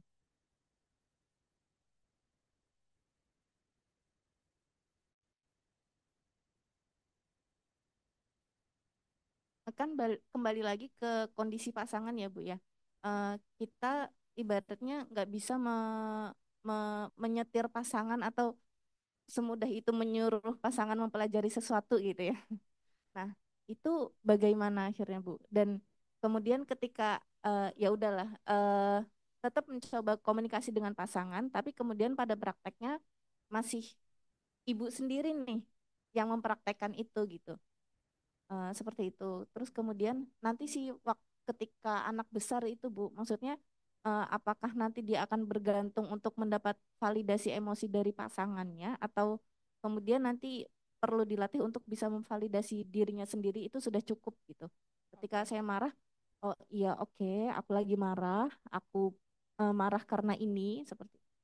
Terima kasih. Ya, jadi kalau misalnya benar tuh Bu, pasangan kita tidak selalu memiliki pengetahuan yang sama, pengalaman yang sama tentu saja. Mengubah pasangan kita itu bukan sesuatu yang mudah, sudah pasti. Karena kan kita ketemunya sama dia udah gede. Dia juga bagaimana diasuh oleh orang tuanya kan berbeda dengan bagaimana kita diasuh. Sehingga tidak selalu sama. Tetapi saya percaya bahwa uh, paling tidak kita usaha. Paling tidak kita usaha. Kalaupun akhirnya susah banget, kita berpikir positifnya adalah oke, mungkin dibutuhkan waktu bertahun-tahun kali ya untuk sampai situ. Ya nggak apa-apa juga. Tapi yang penting yang saya tekankan adalah di sini adalah usahanya aja dulu dari kita. Kalaupun akhirnya ternyata nggak bisa juga, paling tidak anak kita mendapatkan validasi emosi itu dari salah satu dari kita, misalnya ibu ataupun bapak. Nggak apa-apa. Dia akan tahu bagaimana dia merasa nyaman untuk emosi sama yang mana, yang kayak gitu. Jadi nggak apa-apa juga. Jadi balik lagi kita memang tidak bisa memaksakan pasangan kita untuk sama memiliki perasaan, pikiran dan lain-lain yang sama dengan kita udah pasti. Kemudian yang kedua adalah apakah jadinya pas besar dia jadi menuntut dari pasangannya. Meminta dari pasangannya mungkin iya. Jadi yang kita ajarkan adalah mengkomunikasikan apa yang kamu butuhkan sama pasangan kamu. Apakah dia apakah dia bisa membuat pasangannya memvalidasi? Ya sama dengan proses kita sama pasangan kita kan. Ya kalau misalnya bisa, syukurlah. Kalau nggak bisa, ya sudah terima aja. Kamu bisa memvalidasi misalnya ketika kita memiliki emosi tertentu, itu sebetulnya saya tidak mengatakan bahwa kita memvalidasi emosi kita. Ketika kita memiliki emosi tertentu, kita menyadari dengan sadar emosi kita apa, kemudian kita menyadari dengan sadar emosi ini terjadi karena apa, sudah cukup. Validasi biasanya didapatkan dari orang lain. Kalau sama diri sendiri mah itu namanya kita mengenali dan kita mampu untuk meregulasi emosi kita. Nah, eh, dari literatur dikatakan ya ketika dia anak itu divalidasi, dia akan menerima dirinya kan juga lebih baik. Sehingga mungkin dia akan lebih tanda kutip ya akan lebih sehat dalam mengatasi si emosi-emosinya. Validasi tambahan dari orang lain menjadi nilai plus. Jadi mungkin kalau untuk anak jadinya pertama validasi, kemudian bagaimana dia aware atau sadar akan apa dirinya, kemudian dia meregulasi. Itu sih. Baik, terima kasih Mbak Vivi. Baik, saya juga ingin memberikan satu pertanyaan kembali ya untuk peserta yang hadir secara luring. Oke, baik sebelumnya jika di sini ada peserta dari daring ya untuk Zoom ingin bertanya boleh diberikan melalui chat. Nama saya Aisyah dari Bogor. Mbak kan tadi sempat dibilang idealnya jarak usia anak itu 4 tahun ya. Nah, saya nih yang kasusnya udah terlanjur nih. Jadi saya punya 2 anak laki-laki, usianya bedanya cuma 1 tahun 9 bulan gitu. Nah, Kalau di rumah tuh sering banget berantem gitu ya. Tapi saya cek ke sekolah, kata guru-gurunya tuh nggak pernah ada masalah gitu. Bahkan mereka kooperatif kalau di sekolah. Karena kan sekolah anak saya itu jumlah muridnya nggak banyak. Jadi semua guru tuh kenal semua anak, semua kelas gitu. Jadi laporan dari gurunya sih kalau di sekolah tuh mereka kooperatif banget, kalau ada yang bagi-bagi makanan tuh bisa gini. Boleh nggak aku minta dua, satu lagi buat adikku gitu. Iya kan so sweet banget dengernya ya. Tapi kok di rumah gitu loh Mbak. Kalau di rumah tuh kesenggol dikit aja bisa pukul-pukulan, apalagi cowok dua-duanya kan. Nah itu, nah satu lagi saya memang masih suka merasa punya apa ya, perasaan bersalah, kayak merasa punya utang sama anak-anak saya karena tadi usianya jaraknya terlalu deket. Jadi saya merasa belum cukup apa ya, memenuhi kebutuhan. Ya, contohnya yang pertama aja belum ASI eksklusif 2 tahun, 15 berhenti karena saya ada problem waktu hamil gitu. Apakah itu ada kaitnya gitu ya? Mereka di rumah tuh menunjukkan apa? eh, mereka yang di sekolah gitu. Bahkan kalau di rumah itu kalau misalkan saya marah nih ya, marah sama salah satu nih Mbak. Itu yang salah satu bisa bilang gini, saya marah sama adek, kakak bisa bilang gini, calm down mama, everybody make mistake, nggak usah kayak itu gitu. Itu kan kayak so sweet. Tapi kalau udah antara mereka berdua tuh pukul-pukulan. Jadi bingung ya maksudnya, saya bilang sampai maaf people make mistake itu kan kayak wah sebenarnya udah regulasi emosinya udah oke gitu. Tapi kalau antara mereka berdua tuh begitulah Mbak. Gimana tuh kira-kira usia wajarnya tuh sampai mereka berhenti pukul-pukulan tuh kira-kira usia berapa? Sekarang usianya 7,5 sama 9. Terima kasih. Terima kasih Bu Aisyah. 7 sama 9 ini masih berantem di rumah. Oh, pukul-pukulan. Oke, apa ya? Saya mau nanya deh sama ibu-ibu dan bapak-bapak yang memang ada nggak ya di sini ibu-ibu dan bapak-bapak yang memiliki jarak antara ibu dan bapak dengan saudara itu 2 tahun? Ada, oke. Saya mau nanya ya, untuk yang jaraknya 2 tahun. Berantem nggak dulu waktu kecil? Sampai kapan?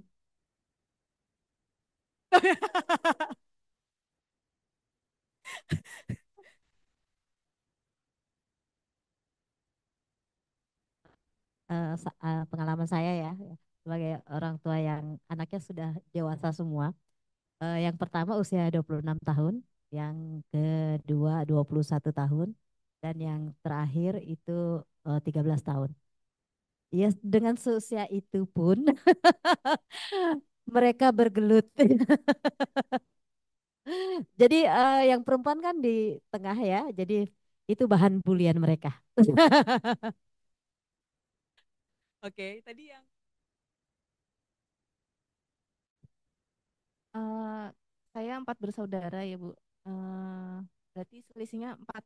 Oh, ini 4 tahun, 1,5 tahun dan 4 tahun. Itu dulu kami kalau berantem agak parah sih. Jadi berempat nanti berkubu-kubu sebenarnya. Jadi eh, itu ada yang paling bontot waktu itu. Ini kejadian yang apa ya, cukup membekas ya karena parah. Ini lempar gunting. Lempar gunting nancep di tembok. Terus kakak sempat semprot baygon gitu-gitu Bu.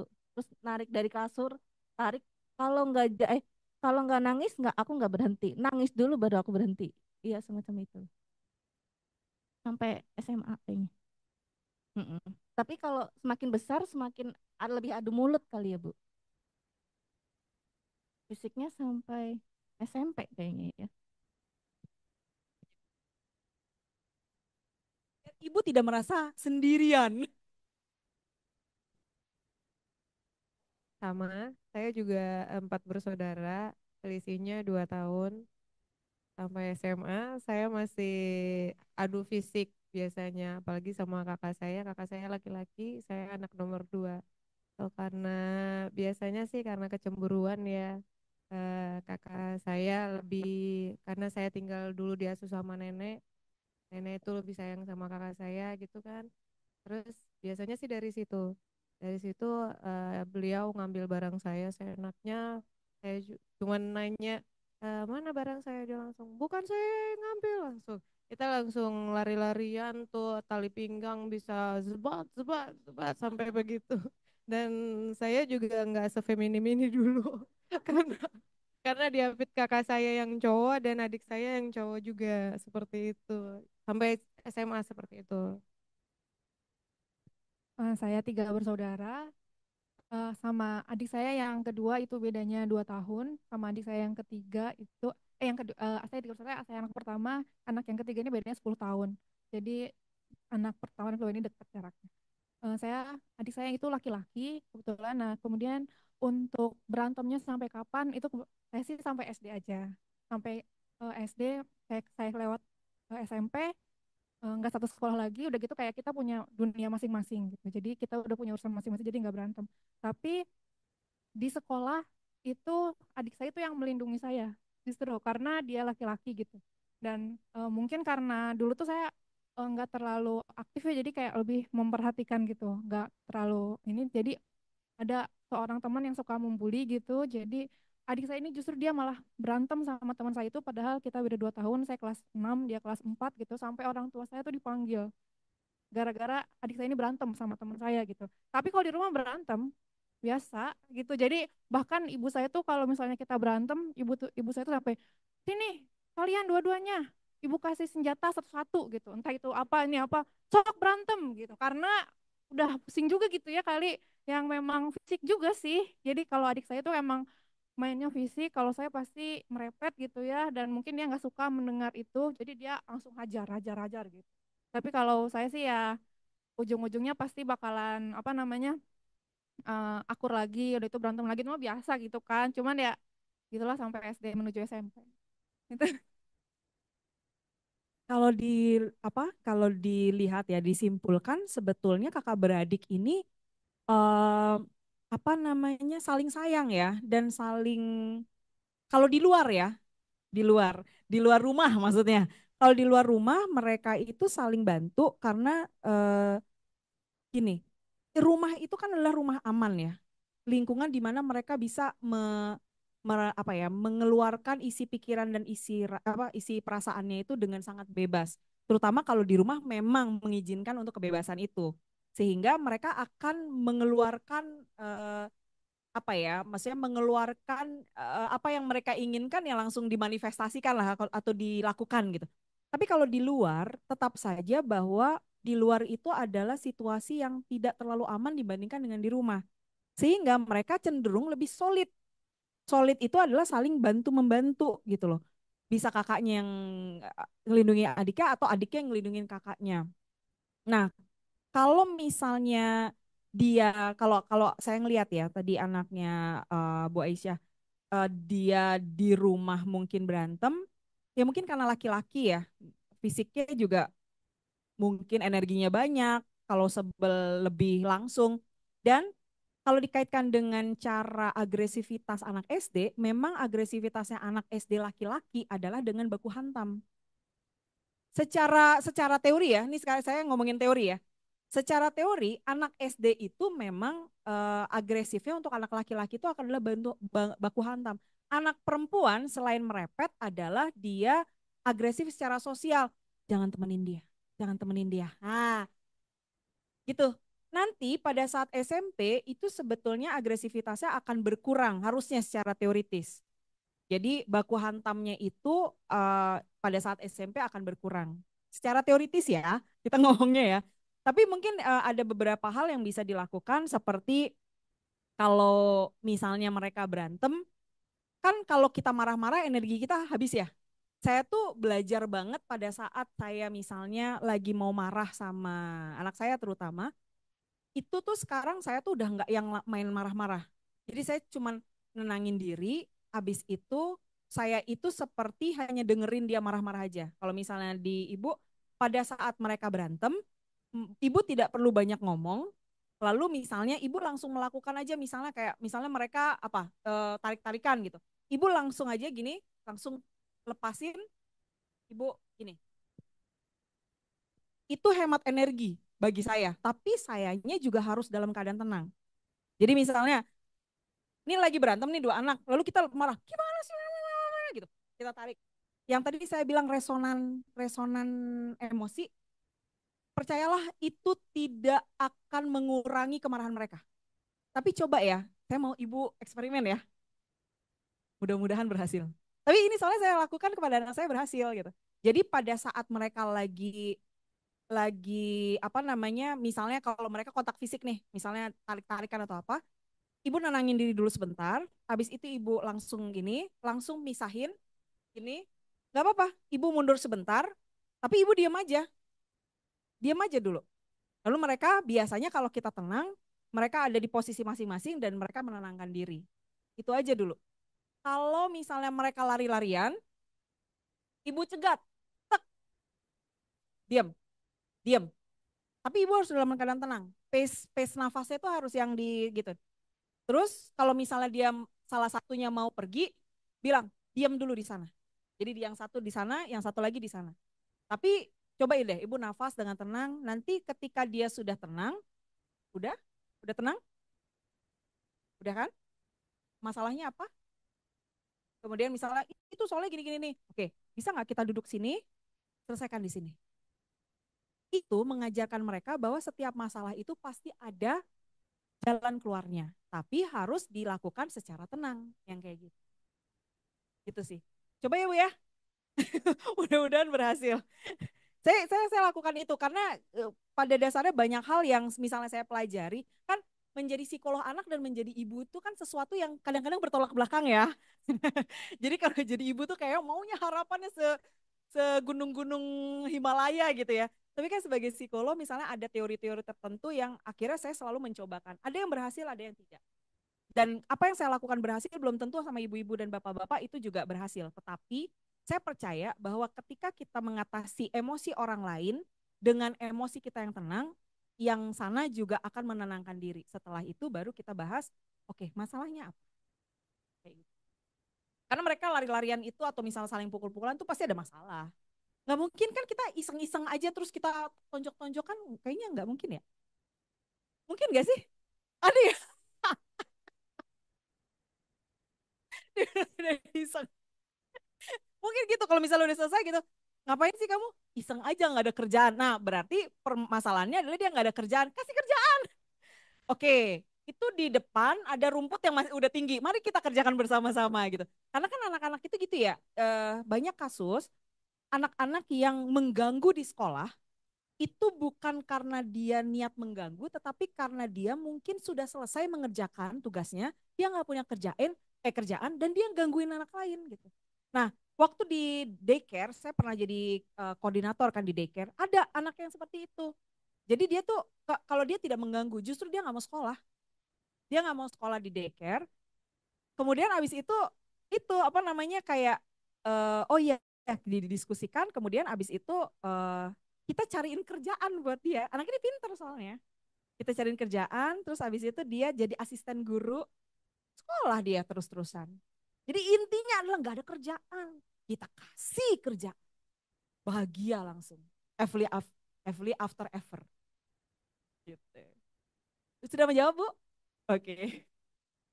Baik, saya berikan kembali ya untuk peserta luring. Sebelumnya ada di belakang, lalu saya akan membacakannya pertanyaan dari daring ya, Mbak Vivi. Ya, terima kasih Ibu. Sebelumnya saya terima kasih banget gitu Bu ya. Hari ini saya merasa mendapatkan pencerahan tentang mindful parenting yang belum tahu. Pengetahuan saya sebelumnya itu adalah tentang komunikasi efektif. Komunikasi pada anak yang tadi dari yang Ibu sampaikan tuh mirip-mirip ya.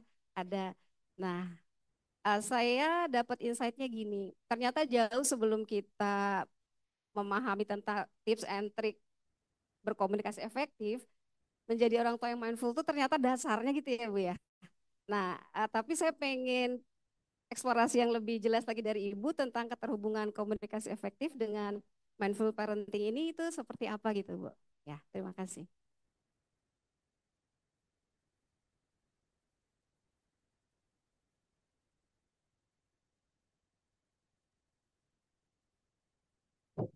Baik, terima kasih Ibu Gesta. Eh jadi gini, ketika kita menjadi lebih mindful, maka kita memiliki komunikasi lebih efektif dengan anak kita. Karena apa? Karena yang pertama tadi, komunikasi yang efektif akan lebih baik apabila kan kita mendengarkan dengan penuh perhatian kan. Kalau misalnya kita tidak mendengarkan, maka komunikasi dua arah yang efektif itu tidak akan terjadi. Anak akan merasa bahwa, saya ngomong aja tapi ibu bapak saya nggak dengerin saya. Sehingga komunikasinya menjadi tidak efektif lagi, seperti itu. Kemudian apabila anak berusaha untuk menyampaikan perasaannya dan pikirannya kepada kita, lalu kita tidak sadar akan emosi kita, kita tidak mampu meregulasi diri kita, maka kita punya kecenderungan untuk langsung reaktif kan. Marah-marah dulu, lalu kita juga akan membuat penilaian-penilaian atas pikirannya dia. Misalnya nih gini, Ibu, aku itu boleh nggak sih nggak sekolah? Misalnya kayak gitu. Lalu kita langsung berpikir, aduh di kepala kita tuh kan langsung panjang lebar ya. Nggak sekolah, lalu nanti dia mau gedenya kayak gimana? Caranya dia mendapatkan uang kayak gimana? Ini dapat informasi kayak gini dari mana? Panjang tuh. Tetapi ketika kita menerima saja informasi dalam arti, oh dia nggak mau sekolah. Kita akan langsung nanya dulu kan. Nah ini kan kita menyadari emosi kita, kaget kan kita, hah kenapa dia nggak mau sekolah gitu. Kaget, kita sadar emosi kita, lalu kita regulasi emosi kita, lalu akhirnya kita tanyakan sama dia, kenapa kamu tidak mau sekolah? Ya soalnya mata pelajaran tuh aku nggak suka gitu misalnya. Oh kenapa nggak suka gitu? Iya soalnya tuh kayaknya nggak dibutuhkan deh oleh hidup saya. Oh bayangin ya anak SD. Terus oh nggak dibutuhkan gitu. Apa yang kamu menurut kamu tidak dibutuhkan? Misalnya ngapain sih aku belajar misalnya matematika gitu misalnya kayak gitu. Oh ya udah kita lihat yuk matematika tuh sebetulnya dibutuhkan untuk apa sih yang kayak gitu-gitu. Jadi dengan kita tadi mau menerima perkataan dia tanpa judgement, tanpa penghakiman, kita mau juga menerima emosi kita yang kaget, lalu kita regulasi, kemudian kita akhirnya mampu untuk mendengarkan dia dengan penuh perhatian, yang semuanya itu adalah mindful parenting. Dari semua itu, komunikasi kita pasti lebih efektif sama anak ini. Jadi anak akan merasa, oh ternyata saya kalau mau bertanya apapun, itu ibu bapak saya mau loh menjawab tanpa mereka marah-marah. Seperti itu. Karena biasanya yang saya temukan, anak-anak itu tidak mau ngomong karena mereka takut dijudge, takut dihakimi. Misalnya, aku kan anak-anak kita tuh, ya saya juga dulu, kalau misalnya nilainya jelek kan, kalau bisa kertas ulangannya kita sembunyiin ya. Kalau sekarang kan kalau anak nilainya jelek ada di aplikasi kita biasanya langsung ketahuan. Karena itu kan sebetulnya karena takut kan, takut dimarahin gitu. Tapi kalau misalnya dia bisa bilang, Bu, aku tadi ulangan fisikanya aku dapat 30 misalnya. Tentu dong kita otomatis apa? Kesel, marah, udah dibilangin dari kemarin disuruh belajar. Kan otomatisnya kita kan gini, tuh kan kemarin udah dibilangin harus belajar. Udah belajar, kurang berarti.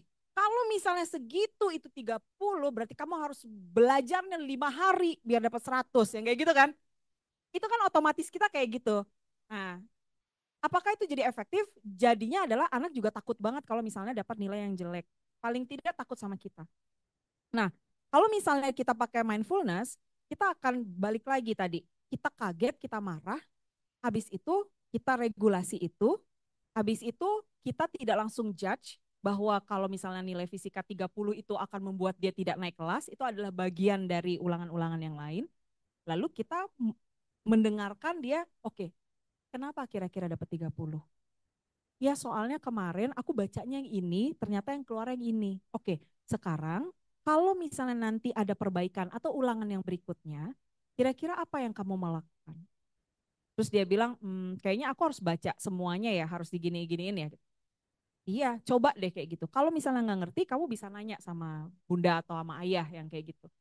Komunikasinya jadi lebih efektif kan? Jadi lebih, lebih, paling tidak dia mau berkomunikasi. Nah, pertanyaan yang berikutnya biasanya gini, apakah kalau kita sudah melakukan kayak gitu, anak itu akan mengeluarkan apa yang dia pikirkan dan dia rasakan sama kita? Percayalah, belum tentu.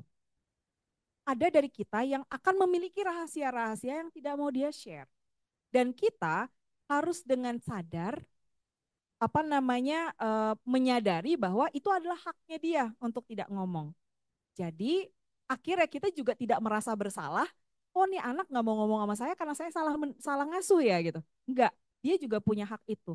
Sehingga ya udah nggak apa-apa kalau kamu tidak mau ngomong. Tetapi yang ditekankan adalah kalau kamu ada masalah, kamu tahu ya larinya ke siapa.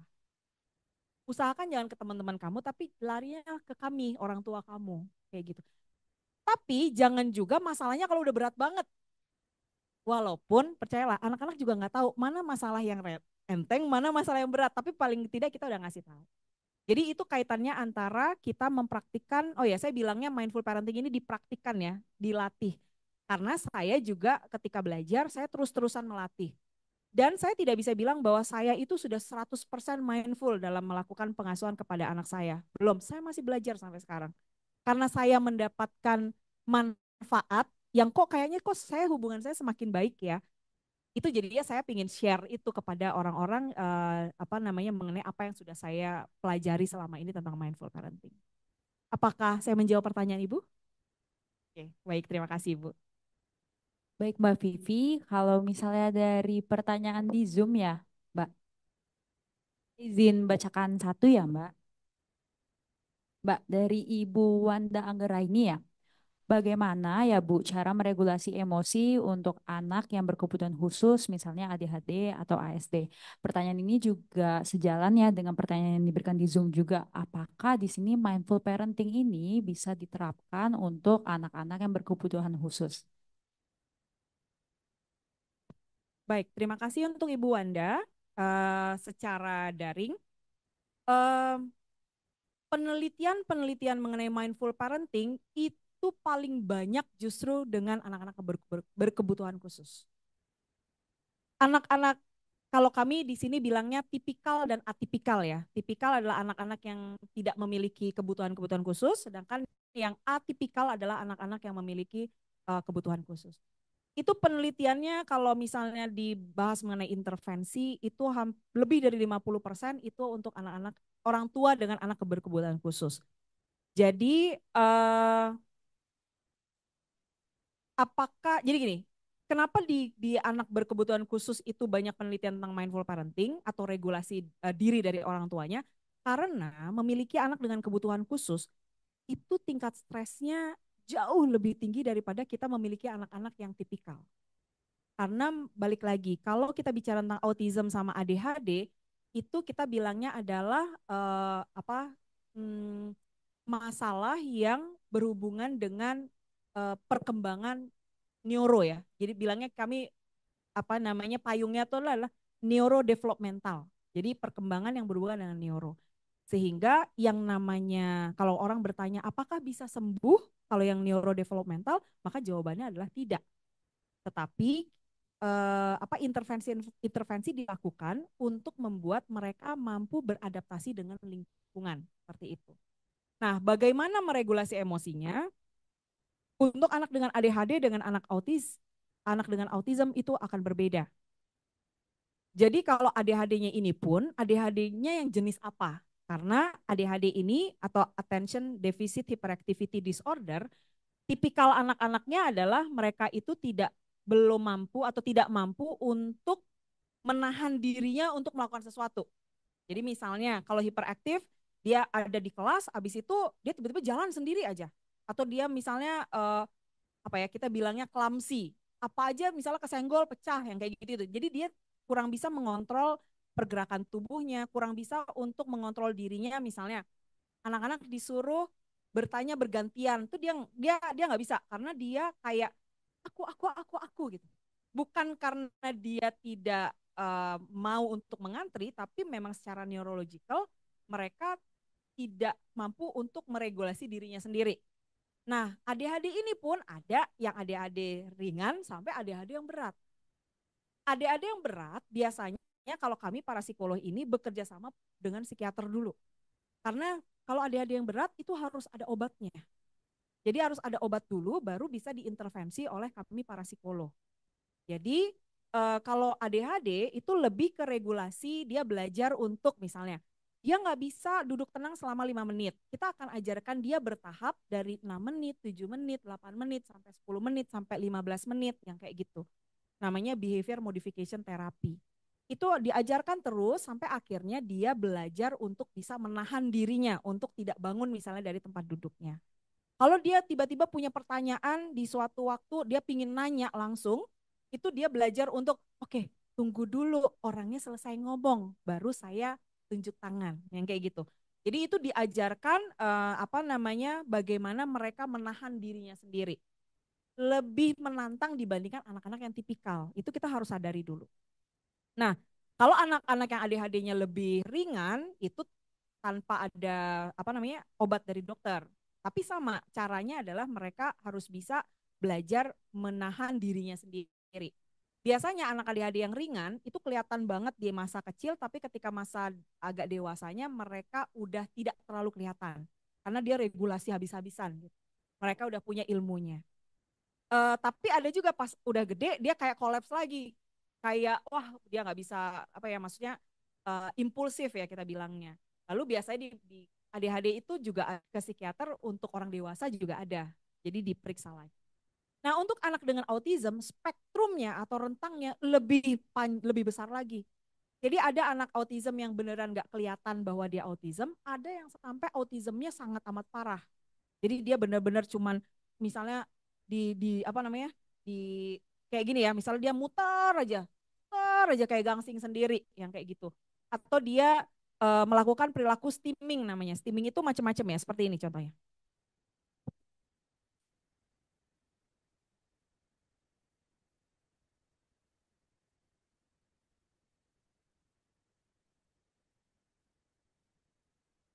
Ada dirinya sendiri karena ada bagian-bagian tertentu yang dimana dia harus distimulasi.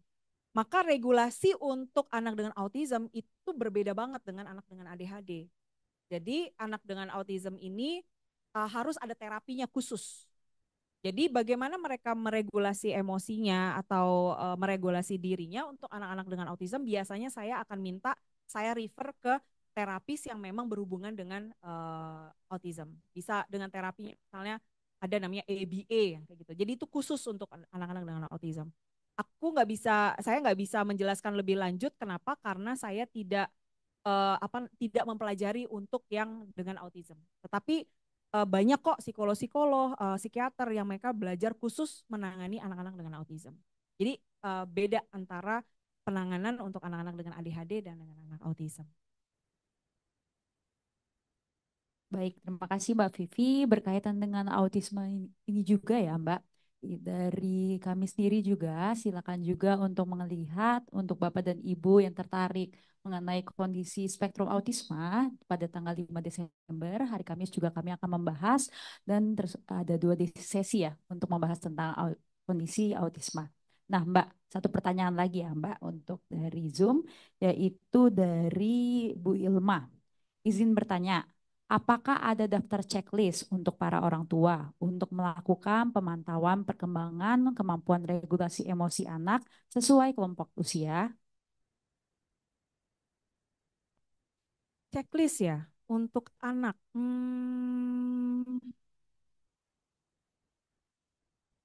Sampai sepengetahuan saya belum menemukan checklist itu sih untuk regulasi berdasarkan perkembangan anak. Tetapi mungkin yang secara garis besarnya adalah regulasi emosi ini memang bisa diajarkan dari kecil, kemudian dia akan memiliki kemampuan yang baik apabila diajarkan itu di usia-usia kira-kira 9 tahun gitu. Ada anak-anak yang lebih awal lagi, tapi ada anak-anak yang lebih tua lagi. Tapi kalau regulasi emosi, setahu saya ya, kalau kuesionernya itu banyak kan untuk orang-orang yang udah lebih dewasa. Paling enggak remaja ke atas, karena itu kan bentuknya kuesioner ya. Kalau checklist, memang checklist itu lebih banyak untuk anak-anak ke perkembangan secara umum. Di dalamnya ada perkembangan emosi, tetapi umumnya itu adalah perkembangan yang secara umum sih. Sampai saat ini ya, maksudnya dengan keterbatasan saya sampai saat ini saya taunya checklist itu lebih ke global development atau perkembangan secara umum. Jadi lebih ke perkembangan umum ya Mbak. Nah, Saya melihat antusiasme dari Bapak dan Ibu cukup besar ya, dan juga di sini memberikan pertanyaan-pertanyaan menarik. Namun sayang sekali untuk saat ini saya menutup ya sesi tanya jawab, dan semoga dari sesi tanya jawab dan juga pemaparan materi yang diberikan Mbak Vivi bisa menambahkan wawasan kita dan juga bisa memberikan dampak yang positif juga bagi diri kita. Sebelumnya saya ingin berterima kasih kembali lagi ya kepada Mbak Vivi untuk materi yang sangat insightful hari ini ya. Boleh juga memberikan tepuk tangan untuk Mbak Vivi. Terima kasih Ibu-ibu dan Bapak-bapak, baik yang di sini maupun yang di Zoom. Mudah-mudahan berguna ya untuk ibu-ibu dan bapak-bapak. Amin, terima kasih Mbak. Nah, selanjutnya juga kami akan memaparkan suatu video singkat ya. Jadi di sini kami akan memperkenalkan video singkat mengenai klinik program studi pendidikan profesi program profesi Fakultas Psikologi Universitas Indonesia. Jadi melalui klinik ini kami akan menawarkan layanan psikologis ya. Salah satunya seperti konseling untuk anak, remaja, dan juga dewasa. Dan juga di sini Bapak dan Ibu bisa mengonsultasikan berbagai macam masalah. Misalnya di sini ada masalah perilaku atau masalah percintaan, masalah hubungan, dan juga misalnya masalah kecemasan dan lain-lainnya.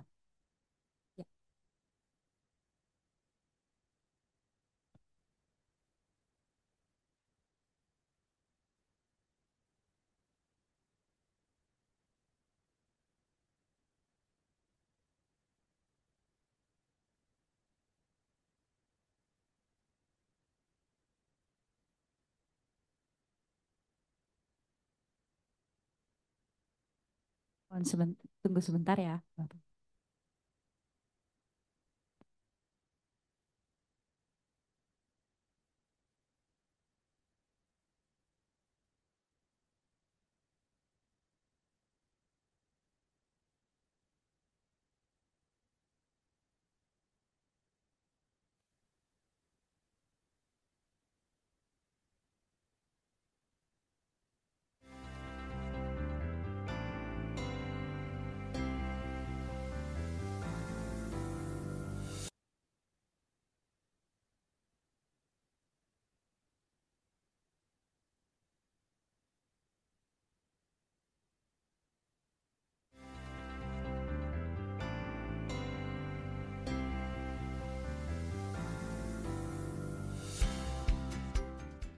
Halo, nama saya Dian Oriza. Saya adalah Kaprodi Program Studi Pendidikan Profesi Psikologi Fakultas Psikologi Universitas Indonesia. Selamat datang di Klinik Pendidikan Profesi Psikologi. Klinik ini terdiri dari 3 ruang terapi, 8 ruang pemeriksaan, dan 2 ruang observasi.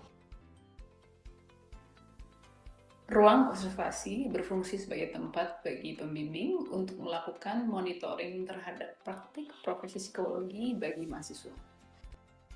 Ruang ini juga dapat dipergunakan sebagai tempat untuk studi, observasi, dan eksperimen. Ada berbagai macam kegiatan yang bisa dilakukan mahasiswa dalam praktek profesi psikologi.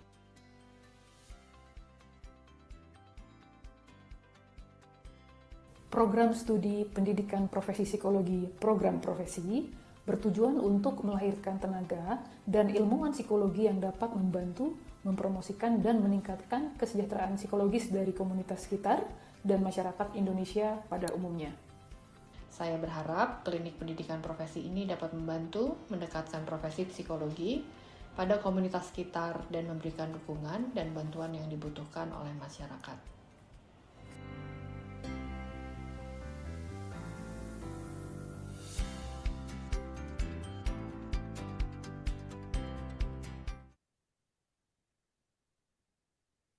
Ya, berikut untuk video singkat mengenai klinik pendidikan profesi Fakultas Psikologi Universitas Indonesia. Nah, setelah sesi akan ditutup, nanti juga kami akan memberikan tur singkat ya. Jadi di sini kami akan mengajak Bapak dan Ibu yang tertarik untuk melihat fasilitas-fasilitas di klinik. Jadi nanti ada panitia yang akan memandu ya. Nantinya kita akan pindah ke gedung C. Namun sebelum itu juga kami mengajak untuk Bapak dan Ibu untuk mengisi daftar hadir melalui barcode yang di depan ataupun ada link yaitu bit.ly/p FP5 Seminar Series 1. Jadi di sini juga daftar hadir akan digunakan untuk keperluan dari sertifikat yang nantinya akan dikirimkan melalui email. Di situ pula melalui email kami akan memberikan buklet untuk acara seminar hari ini.